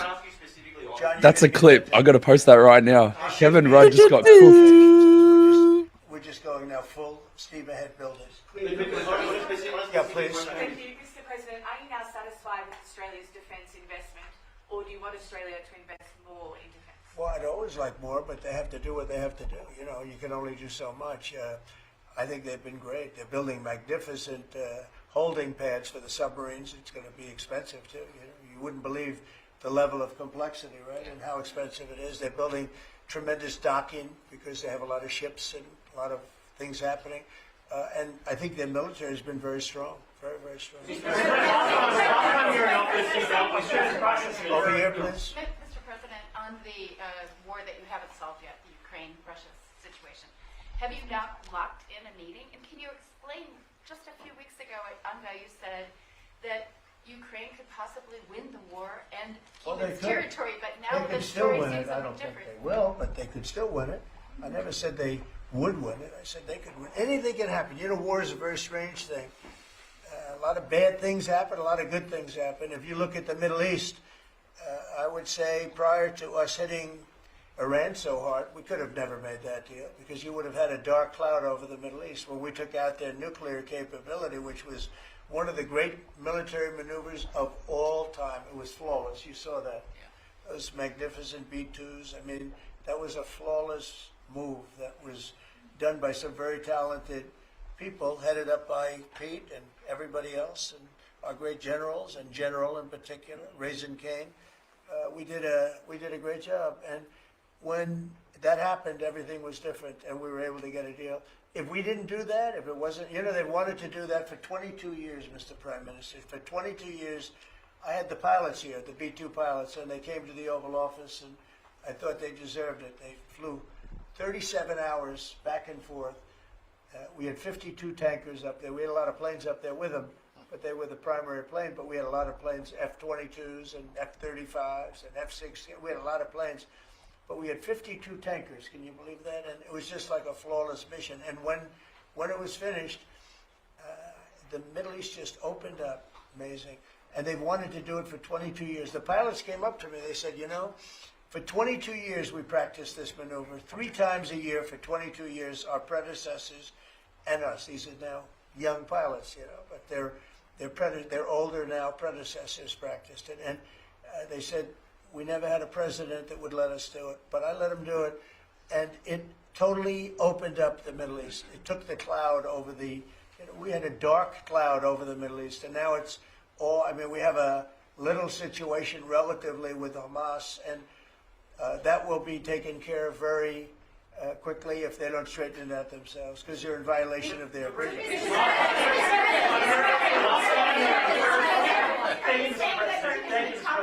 On rare earth minerals, Australia is one of the only places in the world that processes rare earth minerals. Yeah, could there be an agreement? China has 90% of the processing. Could there be an agreement over processing rare earth minerals with Australia. Sure, that's what we're doing. That's It's part of the agreement. Can you say with Go ahead, please. On a follow-up on Taiwan. Albo can't even get a word in to interject. He's that much of a weasel. What a joke. Well, I'm not going to talk about that. What I'll talk about, you and I will have that discussion in a couple of weeks when I'm in South Korea with President Xi. We're going to be talking about a lot of things. I assume that's going to be one of the things, but I'm not going to talk about that now. Yeah, please. Go ahead. Mr. President, you just alluded to the violence in the Middle East. What steps is the administration taking to maintain the ceasefire? Well, a lot of steps, and right now it's in the hands of others. You know, we have 59 countries that. All right, guys. If you're watching on peace in X, the Middle East for the first time ever, in about we 5 made seconds a from deal now, with the Hamas Kevin that, Rudd clip they're will gonna be be up. very good, they're gonna behave, Let's they're gonna send be this nice, and if to they're the not, we're gonna stratosphere go we're gonna and tag the eradicate them ambassador's if we have to. They'll be X page in the eradicated, comments. and they know that. So they I've went just in. clipped it. They went It's in, about 3 seconds away from uploading. I don't believe it was the leadership, but they had some Send this to the moon. rebellion in there among themselves, and they killed some people, you know, a lot of people. But this is a violent group. You know, you probably noticed over the last 100 years, this is a very violent group of people. And they got very rambunctious, and they did things that they shouldn't be doing. And if they keep doing it, then we're going to go in and straighten it out, and it'll happen very quickly and pretty violently, unfortunately. All right, guys. The X post is up. The Kevin Rudd clip is up on X. Let's share it. Share it everywhere now. Who is we? Does that include American boots on the ground? No, it won't be on the ground at all. We don't need to because we have many countries, as you know, signed on to this deal. The way I view it, 59 countries, and unanimous. There's never been, nobody ever believed it was right. Countries that 4 months ago didn't like each other, and now they're all aligned together. I mean, we've had countries calling me when they saw some of the killing with Hamas, saying, we'd love to go in and take care of the situation ourselves. In addition, you have Israel would go in 2 minutes if I asked them to go in. I could tell them, go in and take care of it. But right now, we haven't said that. We're going to give it a little chance, and hopefully there will be a little less violence. But right now, you know, they're violent people. Hamas has been very violent. But they don't have the backing of Iran anymore. They don't have the backing of really anybody anymore. They have to be good. And if they're not good, they'll be eradicated. Everyone killed in the Caribbean was a narco-terrorist. Were any innocent civilians killed in the Caribbean, Mr. President? Not you. Could the Prime Minister weigh in more on the processing? And can Australia expand the process of rare earths? Absolutely we can, and we have the capacity to do so. And part of this deal is very specific, $8.5 billion pipeline. There'll be $1 billion contributed from Australia and the United States over the next 6 months with projects that are immediately available. There's 3 groups of projects, ones that are joint activities between Australia and the United States, such as Alcoa. Secondly is projects that will be US investment, that the US will undertake in Australia, including processing, and then ones that Australia will undertake, some as well. One of them is Australia, the US and Japan as well. So what we're trying to do here is to take the opportunities which are there. Australia has had a view for some time, a bit similar to putting America first. Right.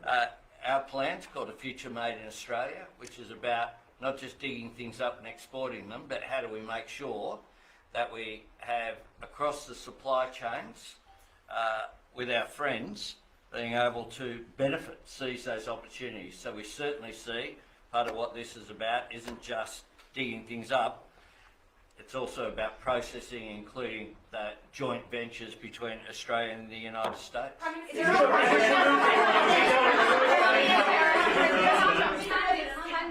and Australia really compete with China? Aren't we decades behind in terms of development? No. You've been reading the wrong newspapers. We're not decades. We are way ahead of China militarily, the United States. We're way ahead of them in every form of military, other than they're building a lot of ships, and we'll have that started. We'll be catching them on that. But we will, when it comes to weaponry, when it comes to, I'll go right now, AI. The big thing is AI. They're building more plants in this country than anybody ever imagined. We're going to have over $20 trillion of investment for this year. The most we ever had was a tiny fraction of that. As an example, Biden, who's the worst president in the history of our country by far, by the way, but they were less than $1 trillion for 4 years. We're already now breaking $18 trillion of investment in 8 months. 18 trillion. No country in history has ever done that. We're way ahead of China in AI, and we're way ahead of China militarily from the standpoint of the sophisticated weapons. We have weapons that a lot of people don't even know about, and I got them started 4 years ago. I rebuilt the military 4 years ago, fortunately, because Biden didn't do anything but give a piece of it away to Afghanistan. Fortunately, as much as it sounded like it was a small part of what I built, but the Afghanistan giveaway was one of the worst. That was probably the most embarrassing day in the period in the history of our country. But we have the greatest military. We have the best equipment. We have the best manufacturers of equipment. We have the best weapons. When you look at our weapons, I've been talking a lot about our weapons. Everybody wants our weapons. But it's great to be working with Anthony. It's great to be working with the people of Australia because they also, I mean, it's a smaller country, but you have done a fantastic job in weaponry and the kind of things that we do a lot of joint work together. Our militaries work very, very closely together. We've been really an amazing ally when you think of it, right? There's never been any games. We're strongly committed, and they're strongly committed. There are some games with other countries, but there haven't been games with Australia.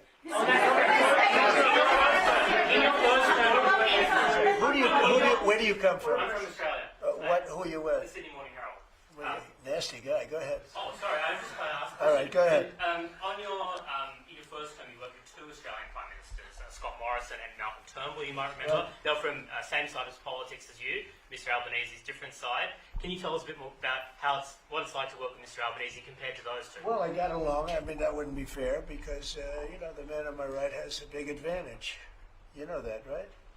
But I think he's doing a really good job, and we've had a very good relationship. I don't want to compare one with the other, but I'll tell you, this one is. They really have a great prime minister. Thank you. Okay, is that a Thank good you. statement?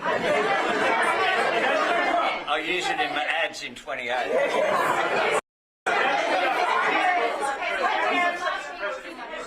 President Putin on Thursday. Did you discuss his ongoing attacks on civilian areas in Ukraine? Yeah. Did you say cut it out? Did you say show an article of good faith to me? I did. But as you know, most of the people dying are soldiers. The soldiers that are dying in Russia and Ukraine, it's unbelievable. 5,000 to 7,000 a week. Can you believe it? And I look at that and I say it's pretty amazing. But in addition to that, there are attacks on Kiev and some of the other places. And it's human lives. But the big number of human lives is soldiers that are being killed in the battlefield. Anywhere from 5,000 to 7,000, sometimes more than that every single week. It's not even believable. It's a bloodbath. It's the worst since the Second World War, the worst number of people. And it doesn't affect us in any way. We don't pay anything because now they pay us for the weapons that they get. The NATO is paying us for the weapons, as you know. It doesn't affect, I guess you could say that's a positive thing. They pay us, but I'm not interested in that. I did straighten it out. Biden gave them $350 billion. Can you believe it? And all they did is get deeper in. It's a shame. Gave them $350 billion. A lot of lives were lost. That's a war that would have never happened if I were president. But we do speak about that. I speak about all of the lives, but I do speak about the civilian lives. Yeah. The First Lady has done such an amazing job on Ukrainian children who were abducted by Russia. Would you support Senator Lindsey Graham's bill to declare Russia a terrorist state? And you have within your power the most powerful man on earth. Why don't you just enable Ukraine to finish this war tomorrow?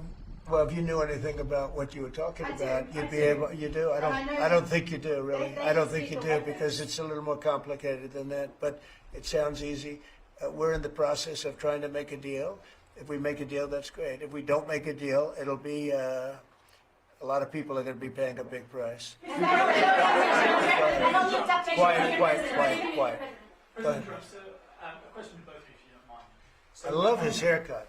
I'm going to try that. No, I love it. Go ahead. So, as we all know, China controls 90% of the global supply of critical minerals. They have launched attacks on Australian companies, primarily Lynas Rare Earths. What will happen to China if they don't play fair with this? So, it's a very interesting question. We have a tremendous power, and that's the power of tariff. And I think that China will come to the table and make a very fair deal, because if they don't, they're going to be paying us 157% in tariffs. Right now, they're paying 55 to 57%. When I was first president and first term, we had the greatest economy we've ever had. And as you know, people don't write too much about it, but China paid us hundreds of billions of dollars worth of money for tariffs. Biden left it, but he didn't enforce it. He gave exceptions to almost everything. And so he left the tariffs, but he didn't really collect the numbers that he should have collected, and because he didn't know what the hell he was doing. So now the tariffs are much higher in China than they were before, and they're high on other countries depending on whether or not we like that country or we get along, and that's for national security purposes.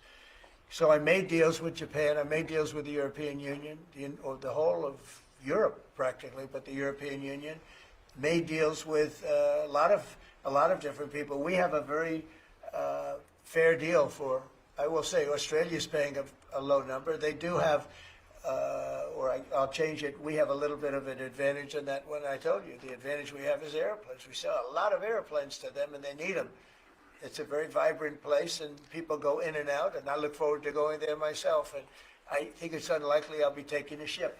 That's a long journey. That's a long but China has treated us with great respect. Now, in the past, they didn't treat other presidents with great respect. They would take hundreds of billions and even trillions of dollars out of the country, and they would spend it and build their military. Now they're treating us with great respect. Now, we'll see what happens. I said, if we don't make a deal, I'm putting on an additional 100% on November 1st. I think we'll make a deal.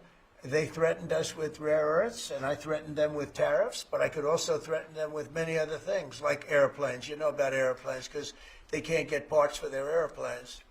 We build their airplanes. We do a great job.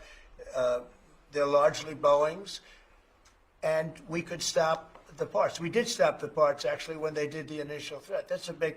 They closed down over 400 of their airplanes, but we don't want to do that. But we have a much simpler thing. If we don't make a deal, we'll charge them a very substantial tariff, and they'll be paying us hundreds of billions of dollars a year, which they're basically paying right now. We had presidents that allowed China and other countries get away with murder. We're not going to allow that, but we're going to have a fair deal. I want to be good to China. I love my relationship with President Xi. We have a great relationship. I believe after we leave South Korea, we'll be there together. We thought that would be a good place to meet, and we're going to be meeting. I'll be in Malaysia, I'll be in Japan, I'll be in a couple of others. We'll be sort of doing a little bit of a tour. I've been invited to go to China, and I'll be doing that sometime fairly early next year. We have it sort of set. But I think we're going to have a very good relationship with China. And again, they will threaten us with rare earths. I don't think they're threatening us too much right now. But they could do that, but I threaten them with something I think is much more powerful, and that's tariffs. Because at a certain point, they will not be able to do any business with us. At a certain point, if they pay enough tariffs, it's almost like saying, we don't want to do business with you, but it's probably nicer. Saying you're going to pay 158, 157% tariff is a nicer way of saying that we don't want to do business with you. And if they don't do business with us, I think China's in big trouble, I'll be honest with you. I think China is, I don't know that they even make it. I really do. I believe that they're in big trouble. And I don't want them to be in big trouble. I want them to do great. I want them to thrive. But we have to thrive together. It's a two-way street. I think when we finish our meetings, and it's going to be a big deal. Look, I'm meeting with a lot of other countries, but this seems to be the one that people are very interested in. I think when we finish our meetings in South Korea, China and I will have a really fair and really great trade deal together. I want them to buy soybeans. They stopped buying our soybeans because they thought that was punishment. And it is punishment to our farmers, but we're not going to allow that to happen because I made a great trade deal with China, a $50 billion trade deal, and they were great about it. They were doing everything that they were supposed to do. And then when Biden came in, you know, I used to call President Xi all the time to say, thank you, or you're not buying enough. In other words, they were supposed to buy. Biden, do you think Biden ever called him? I don't think Biden ever called him. You think Biden lied awake at night thinking about trade with China? He didn't know what he was doing. He was an incompetent president. We had an incompetent president, but you don't have that anymore. So I think we're going to end up having a fantastic deal with China. It's going to be a great trade deal. It's going to be fantastic for both countries, and it's going to be fantastic for the entire world. Thank you very much, everybody. Thank you. Thank you very much. Thank you very much.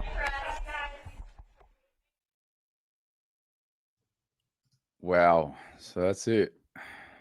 And all we got was Kevin Rudd getting his pants pulled off in front of the whole world. We didn't get any other sound bites. Nothing to do with social media, freedom of speech, e-safety. What else?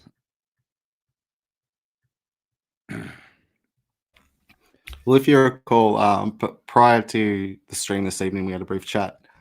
And one thing I was wondering, and I put to you, Trump has put the fear of God into Albo for so long. Albo in his own mind has made him into this something that, you know, is almost impossible to defeat. And he was wondering, is it going to come? Is Trump going to start punching him and attacking him? But lo and behold, of all people sitting in the room, Trump decides to attack Kevin Rudd, which is awesome. And Albo takes another sigh of relief. And now it's good cop, bad cop. So there's two versions of Trump. This was the pleasant one. And I think in the next interaction, I think those topics will be raised. Also, if we can recall the setting that the Zelensky interaction happened in, it happened literally in the Oval Office, where the seating arrangement is slightly different, where the media is positioned differently, and where's the couch just off to the side where Vance would be sitting, possibly next to Kevin Rudd or somebody like that. So Yeah, we'll wait for that interaction. So two things. So number one, the dressing down of Kevin Rudd. Everyone that's watching on X, click out of the live stream. I've already posted it. Let's try to get that up to at least 100 shares. It's already got 60 shares. President Trump, and I'll play it so we can all watch the replay. President Trump says that he doesn't know the ambassador of Australia, despite Kevin Rudd sitting directly opposite him, adding that he'll never like him because he said bad things about him. I just captioned it the best way that I could while I was. It's hilarious. But I'll pull it up, and then I'll play the Sky News stream because there might be some follow-up commentary, and then we'll go to the schedule, the White House schedule, because this was supposed to be in the Oval Office, I believe, but it wasn't. It was in this dining room. But we'll do it all in order. So let me get the Kevin Rudd dressing down first, and then we'll go from there. And let me know if you can't hear the audio, but it should be all good. Been concerned in Australia that it's taken 9 months to get this meeting. Have you had any concerns with this administration, with the stance on Palestine, climate change, or even things the ambassador said about you in the past, the Australian ambassador? I don't know anything about him. I mean, if he said bad, then maybe he'll like to apologize. I really don't know. Did an ambassador say something bad about him? Don't tell me. I don't know. Where is he? Is he still working for you? Yeah. You said bad?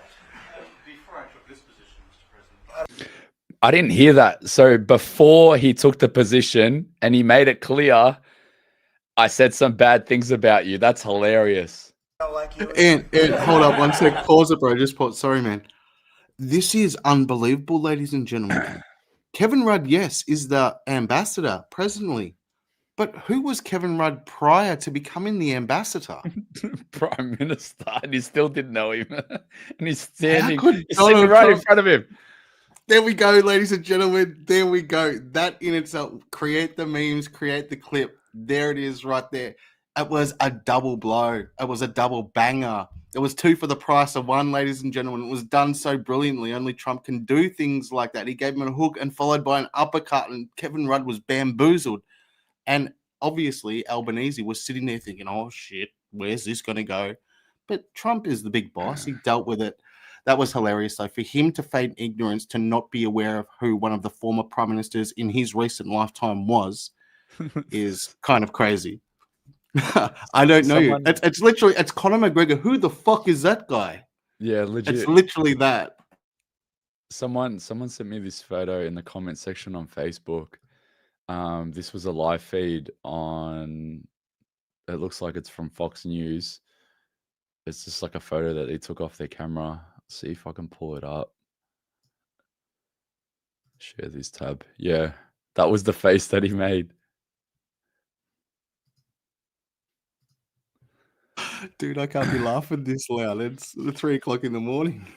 But this is hilarious. Like, I'm yahooing and cheering a couple of times throughout that conference at home and clapping. But things like that, look at him, mate.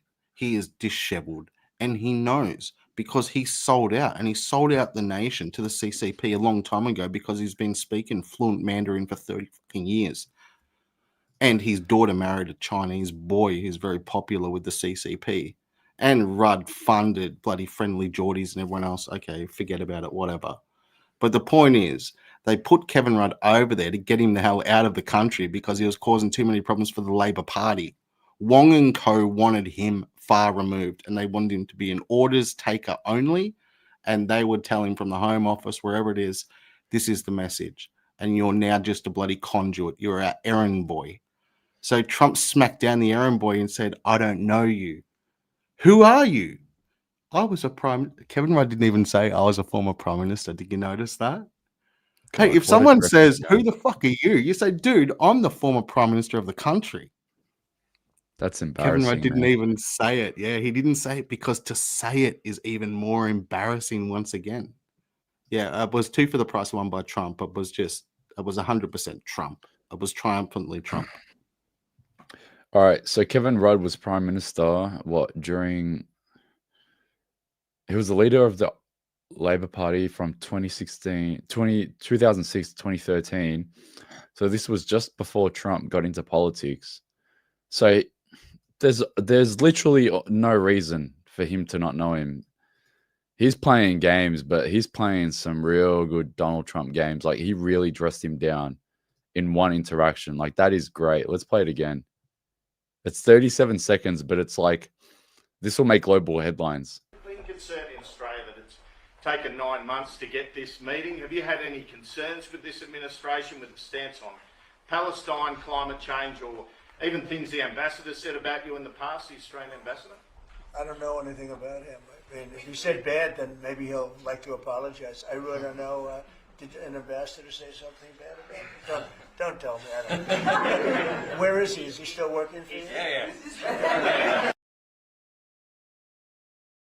That's the best. Is he still working for you? Look how uncomfortable Albo is. Look at this. Look at that. Look at that. Like, I'm gonna go through the seconds.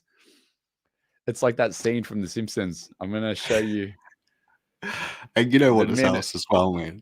Kevin Rudd's thinking, what the fuck is going on? Sitting in front of me, which is protocol, is obviously a little thing with all of their names on it and who they are, because that's a seating arrangement. So it says his name in front of him. Yeah, that was Andrew Cannell. And not only that, what is it now? 3:30 in the morning. In 2 hours from now, Sky News morning show will start. Andrew Cannell will 99% chance ping in, and he'll be able to talk about it. Oh man, this is going to be great. I'd like to apologize. I really don't know. Did an ambassador say something bad? Look at his face. He's like, oh, tense. Fuck. And then look at his, tension. watch his right arm when he points to Kevin Rudd. That's literally directly opposite him. Don't tell me. I don't know. Where is he? Is he still working for you? Yeah. Look how quickly he ratted him out. Look how quickly he ratted him out. Look how quickly he ratted him out. He threw his own man under the bus like that. He didn't even want to like point, like fully extend his arm. He was just like, and then he went back straight away. Look, I'll go again. Yeah, man. Yeah. You said that? Before I took this position, Mr. President, I don't like you. Before I took this position, did you say something bad about me before I took this position, Mr. President? Well, I don't like you either. before I took this position, Mr. President, I don't like you either. What an embarrassment. I'm gonna play that again. What? Just this part. It's so good. Still working for you? Yeah. You said that? before I took this position, Mr. President, I don't like you either. I don't. I don't like you either. And I probably never will. And I'll probably never will. Gold. It Absolute just gets gold. better and better. And you know what it fuck. reminds me of as well, man? It's literally The Rock. What is your name? And the guy goes to respond, it doesn't matter what your name is. And that's the exact thing. Trump was treating them with disdain, openly just slapping them about. Kevin Rudd sat there as a dignified bureaucrat internationally. I am Kevin Rudd, sir. And Trump's like, shut the fuck up. I'm the big boss. You're sitting in my house. Do you know what the fuck is up? This is America, bitch. And Trump is like that. And he has to be, because he has to be the bull in the china shop, because he's a wrecking ball to destroy cookie cutout fucking career politicians. I've got a stream here where you can see a clearer vision of the journalists and Trump. So hopefully this view of the interaction is even better. Let me just remove this, and then I'll pull this screen up. Hopefully it's even better. I'm just finding Clennell's part. It's very low tariffs. Very, very low tariffs. In fact, please, go ahead. There's been concern in Australia that it's taken 9 months to get this meeting. Have you had any concerns with this administration, with its stance on Palestine, climate change, or even things the ambassador said about you in the past, the Australian ambassador? I don't know anything about him. I mean, if he said bad, then maybe he'll like to apologize. I really don't know. Did an ambassador say something bad about him? Don't tell me. I don't. Where is he? Is he still working for you? Yeah. You said bad? Before I took this position, Mr. President, I don't like you either. I don't, and I probably never will. Go ahead. His face. This vision's even better. You got to screenshot that right there. You got to screenshot Oh my that. God. I'll start making the memes. Go back to, and that's your man from Sky News who You put said the bad? question to him.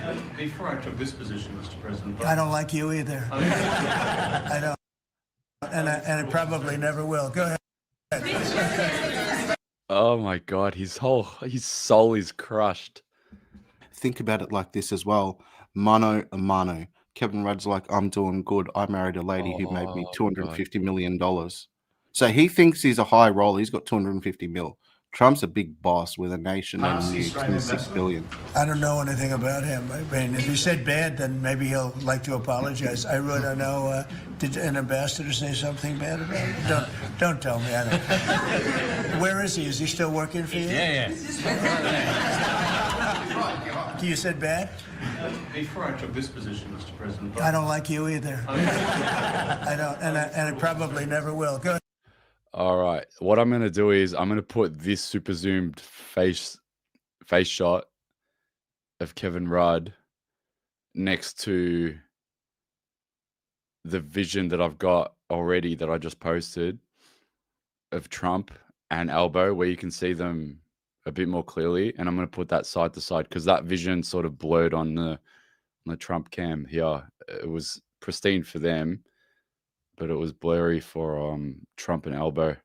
So I'm going to put those side to side, and I'm going to publish that as a second clip as well. But that was sensational. Whether that was scripted or not, whether that was by design or not, oh, that was a dressing down. That was beautiful. Let me Just go to quickly the on Sky that then, clip. Ant. Yeah, one second on that then. So an ambassador's mission is in fact to show an affection for the country they are hosted in. And Kevin Rudd, in attempting to fulfill that role, has publicly stated so many times that he has no affection. And I found it interesting during the speech. Albo said, "We love America. We love America." I'm thinking, Albo loves the First Amendment. Albo loves the Second Amendment. But we'll discuss all that later. Roll with it, Ant. All right, so I just want to play Sky's commentary because there might be something following up, but that's pretty much it. It looks like nothing else is happening. Wait, Latika's there as well. How many minutes ago was that? 20 minutes. So she's an Australian-British journo. There's Latika there. Some of you guys might know Latika. Let me pull that up again. That's Latika there. She's in this press pack. She lives in the UK, I'm pretty sure. But she does a lot of Australian media. I've spoken to her in the DMs here and there. You've been reading. Australia really compete with China. Aren't we decades behind in terms of the development? No, you've been reading the wrong newspapers. We're not decades. We are way ahead. That was of a China crushing comment as well. The United States. We're way ahead of them in every form of military, other than they're building a lot of ships and we'll have that. Weapon thing is a 20 trillion. They will invest way ahead, sophisticated years ago. Give all one of the buttons. We have the best our weapon anthem country, but we do a lot. An amazing, committed in Australia. Go ahead.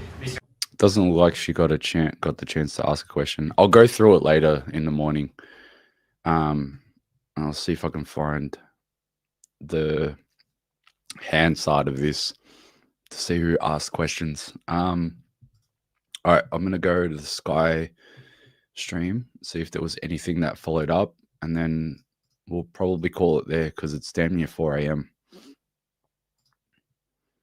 An incompetent president. We had an. But then he added, signed. Thank you, press. Keep going. Thank you, press. Thank you, press. Thank you. So there we are, Donald Trump alongside the Australian Prime Minister talking about a number of issues. He'd signed a minerals deal with Australia, but then talked about a possible trade deal with China. We will get a deal that works for both countries, he said. When I meet Xi, we'll get a deal. He also talked about going to China sometime early next year. On the Middle East, he said the Hamas situation will be dealt with quickly. We're taking steps to maintain the ceasefire. We'll sort it out violently if needs be. We can eradicate them. But he pointed out that will not involve US boots on the ground. And he said, I haven't told Israel to go back in. And then on the issue of Ukraine, he said anything can happen, but I think we'll get there on a deal. He said Ukraine could still win the war, but then he added, I don't think they will. When asked why America was not enabling Ukraine to win the war, he said, it's not that simple. We're going to make a deal and that will save lives. We're in the process of making a deal, he said. Let's bring in our US correspondent, David Blevins, who's at the White House. David, what caught your ear?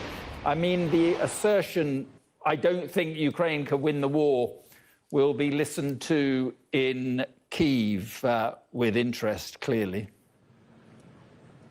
Yes, and that came in response to a question about whether he had shifted position, because you will remember, Mark, just a month ago at the United Nations General Assembly, Donald Trump was suggesting that his patience with Vladimir Putin had run out to the extent that the Ukrainians could win back all of the territory they'd lost. But then in a post after his meeting with President Zelensky here at the White House on Friday, he suggested that Ukraine should just surrender the land that has been invaded by the Russians as part of any deal. So that will cause concern, I think, in Ukraine and for other European leaders, given that we now know that President Trump is just a few days or weeks away from a second summit with his Russian counterpart. Very striking language, I thought, also in relation to the Middle East, describing the apparent breaches of the ceasefire at the weekend as a little situation with Hamas that will be straightened up Twice he used that term, eradicated,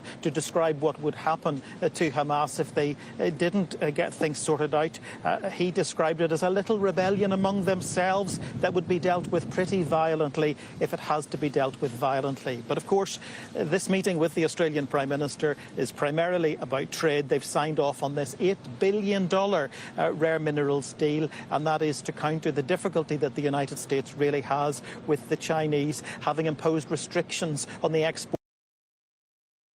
All right, I found Latika. I think she asked a question here.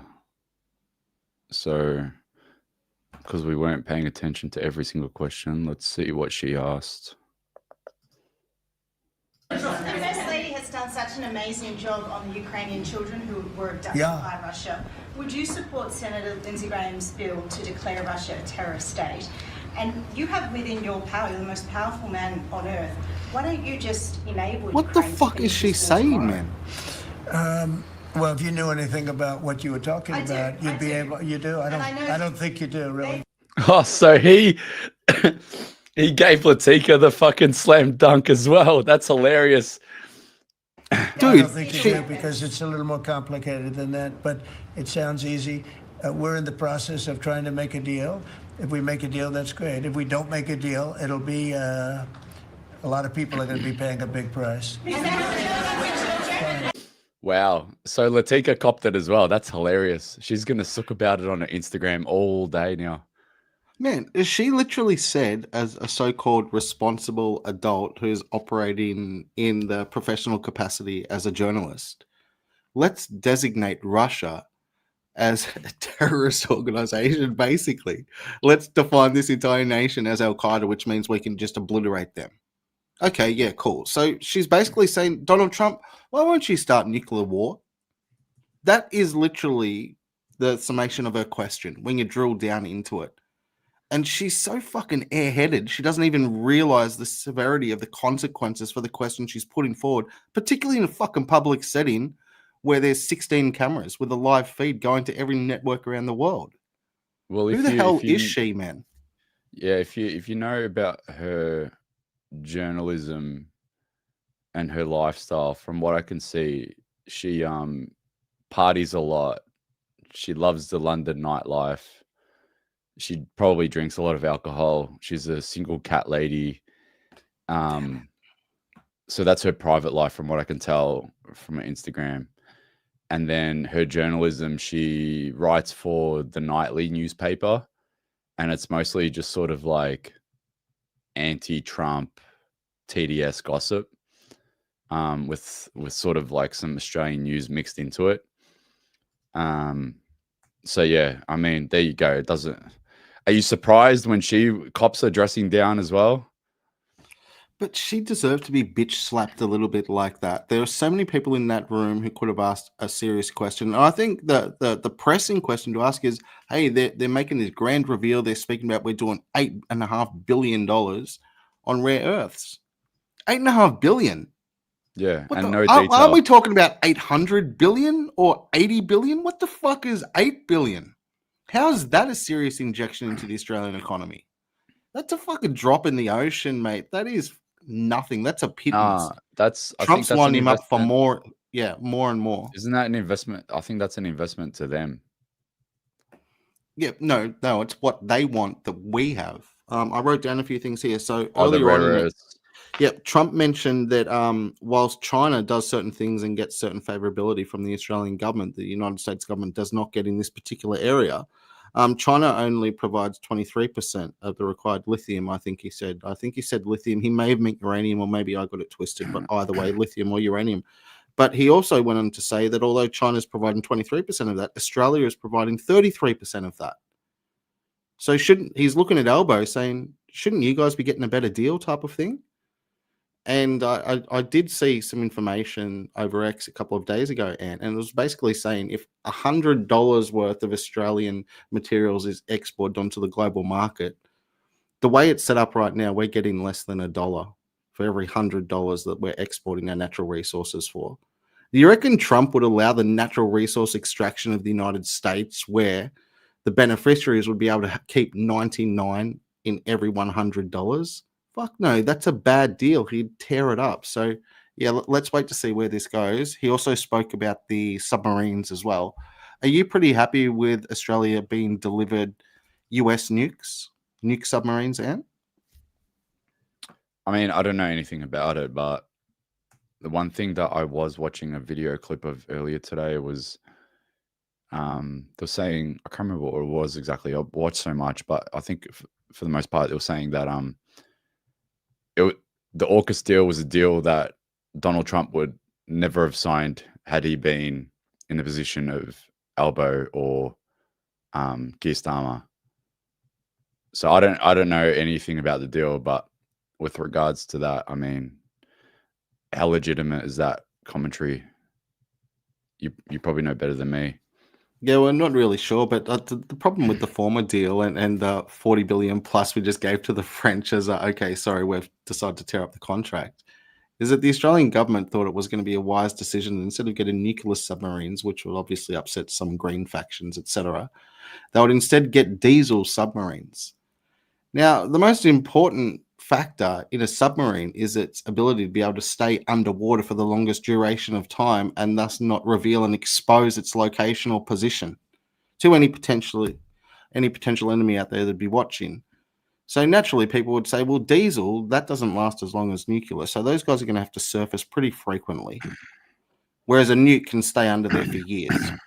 And so, of course, it was good for us to tear up the deal. Do we need the American ones? Yeah, we do. Damn right. I think that we're not going to get them until 2035, but regardless of that. And the other really important thing I took down from Trump is he said, quote, never been anyone better to fight with Americans than Australians. And then he went on to say that we've been fighting side by side since World War I. Now, we hear this talk about greatest ally and all of that stuff for a long time. I've truly believed for a long time, and I've spoken to many Americans about it, and those who have served in the military and heard stories from the old guys as well. If they had to go and fight with any other peoples around the world, the Americans, naturally the soldiers, at least from a certain boomer era, etc., and the Gulf War era, they all say Aussies. So let's hope that can continue, and let's hope we can have a resurgence of patriotism and celebration of what's actually taking place here, because Albo's tried to cuck the country, and I think Trump is trying to make him strong again. Yeah, we'll see what the fallout is. And I mean, and also, and sorry, man, last bit, breaking news. So I pulled up, has Kevin Rudd ever met Donald Trump before? Because obviously Donald Trump feigns not knowing him. I have a report here, Friday, 17th of January, ABC News. Kevin Rudd and Donald Trump have made direct contact, the Prime Minister has confirmed. Quote, in short, the Prime Minister has confirmed Australia's Ambassador Kevin Rudd has made direct contact with US President-elect Donald Trump. Before his election win, Trump threatened Mr. Rudd would not remain as ambassador for long after being made aware of insulting tweets by Mr. Rudd. So Trump has actually referenced the tweets and the remarks from Trump previously. And this was reported on by our very own ABC back on January 17th. Not only that, this wasn't just a phone conversation, ladies and gentlemen. It goes on to say, Donald Trump and Kevin Rudd, they made direct contact. It was a face-to-face. They wished each other good wishes. And Trump told him that Foreign Minister Penny Wong looked forward to attending his second inauguration, which obviously Penny Wong was not looking forward to attending Trump's second inauguration. But that was the message that Trump gave to Kevin Rudd face-to-face back in 2017. Wong, that's a lie. Penny Wong was like front and center. There's a photo of her that's like right in front with all of the heavy hitters in that ballroom sort of area, whatever it was called. Oh yeah, of course. Inside but the Capitol. She had a huge smile on her face. But she's not a fan of Trump. Nah, she's been glazing over the last couple of weeks with regards to the ceasefire deal. Let's play this because there might be some audio with regards to this. This is an official White House clip. Hopefully there's audio from this interaction. I haven't played it yet, but let's see.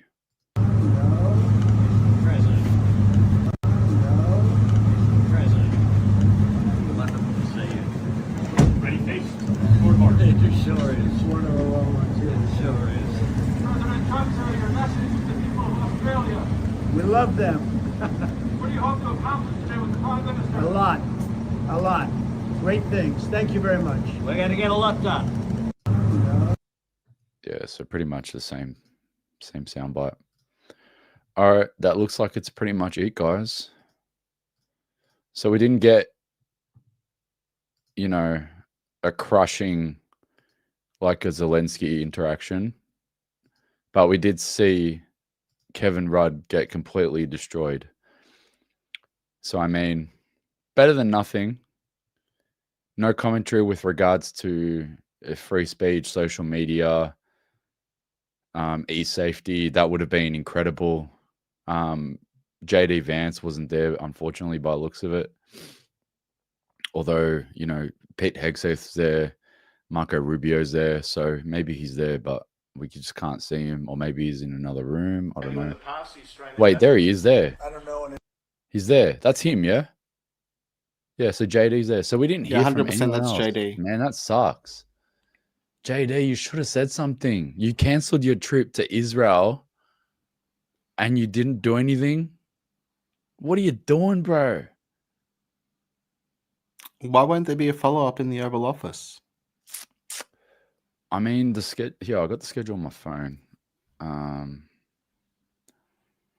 And also, yeah, when you were saying, is he going to treat him like Zelensky, and maybe some people aren't unhappy that he didn't go that far, it's almost like, well, Trump wasn't going to roll it out again. He does everything off the cuff for the first time as an original. So he couldn't go to Rudd and Albanese with what he gave to Zelensky, but he did it in his own way.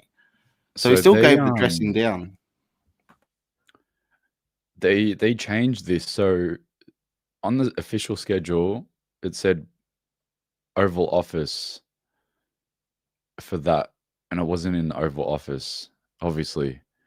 And then now in Washington DC, it's currently 12:48 p.m., which would mean it's been an hour since the bilateral lunch was scheduled to begin. So they're having lunch at the moment. It's safe to assume, but there's nothing left scheduled after that. We might see another bit of commentary or another interaction that comes up in the following hours, but I mean, we'll see what happens in the morning. It's 4 a.m, so let's call it there. Thanks to everyone that tuned in. I really appreciate it. I saw someone I think it was like a members thing here. Peter V, thank you for signing up as a member. Appreciate it. YouTube member. And I saw someone buy a coffee on my phone. Thanks to Alerted Greg for the 3 coffees. Appreciate it. And thank you to everyone that's been sharing my posts, especially over the last couple of days with regards to the March for Australia, but just overall for this year. On the day of the federal election, I was getting ready to do a live stream for the federal election, and that morning at like midnight, 1 o'clock in the morning, I broke my foot. I did a Michaela Cash, and I broke my foot / ankle in a freak accident. So I spent the last 3 months in a moon boot recovering between the election and August-ish. And then I had to go to Melbourne for a fly-in, fly-out family emergency because my blessed grandmother had passed away at 84 years old. So the last few months have been very, very personally tumultuous. So while I've been doing this, I've been dealing with that, but I've also been working really, really hard to try to make 2026 a massive year for what I've been doing and what I want to do. So I really appreciate everyone's support. I really appreciate everyone helping me. Every $5 that you guys give me, it does go a long way. I've been putting in more FOIs. I gave an update at the start of the live stream with regards to the FOIs. So if you guys want to replay that in the morning, check that out. And yeah, I mean, that was it. Hopefully we get to see some more interesting commentary that comes out in the morning. Andrew Clennell, he's always good for one. So good on him. I'll see what happens in the morning on Sky News with regards to that. He'll definitely beam in. at 5:30, so that's not too long from now.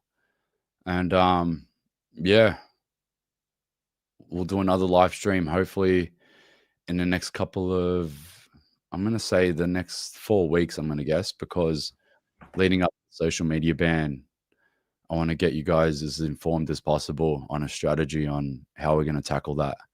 But yeah, good night, everyone. Good morning, good night. I need to go to sleep. I'm going to have my phone sort of like drowning out the noise on the side so I can hear what happens in the morning news. And yeah, fucking beautiful. Kevin Rudd, you're done. You're done, mate. Any last words, man? It was do. There were so many moments. I wanted Myron Gaines in the room to ask a few questions. That would have been interesting. But aside from that, who knows where this is going to go? No, well done, Ant. Thanks a lot for putting it on as always, mate. Very appreciative of you inviting me on as well. Great for you to be back speaking with the people because you're extremely important for the conversation going forward in the country. All the best to everyone. And yes, let's wait to see what happens tomorrow because this will certainly make the news.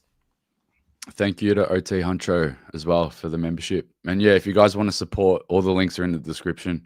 Really appreciate it. But yeah, most of all, just share all the pages, share all the posts, share all the content. The Kevin Rudd clip's already got over 100 shares, I think.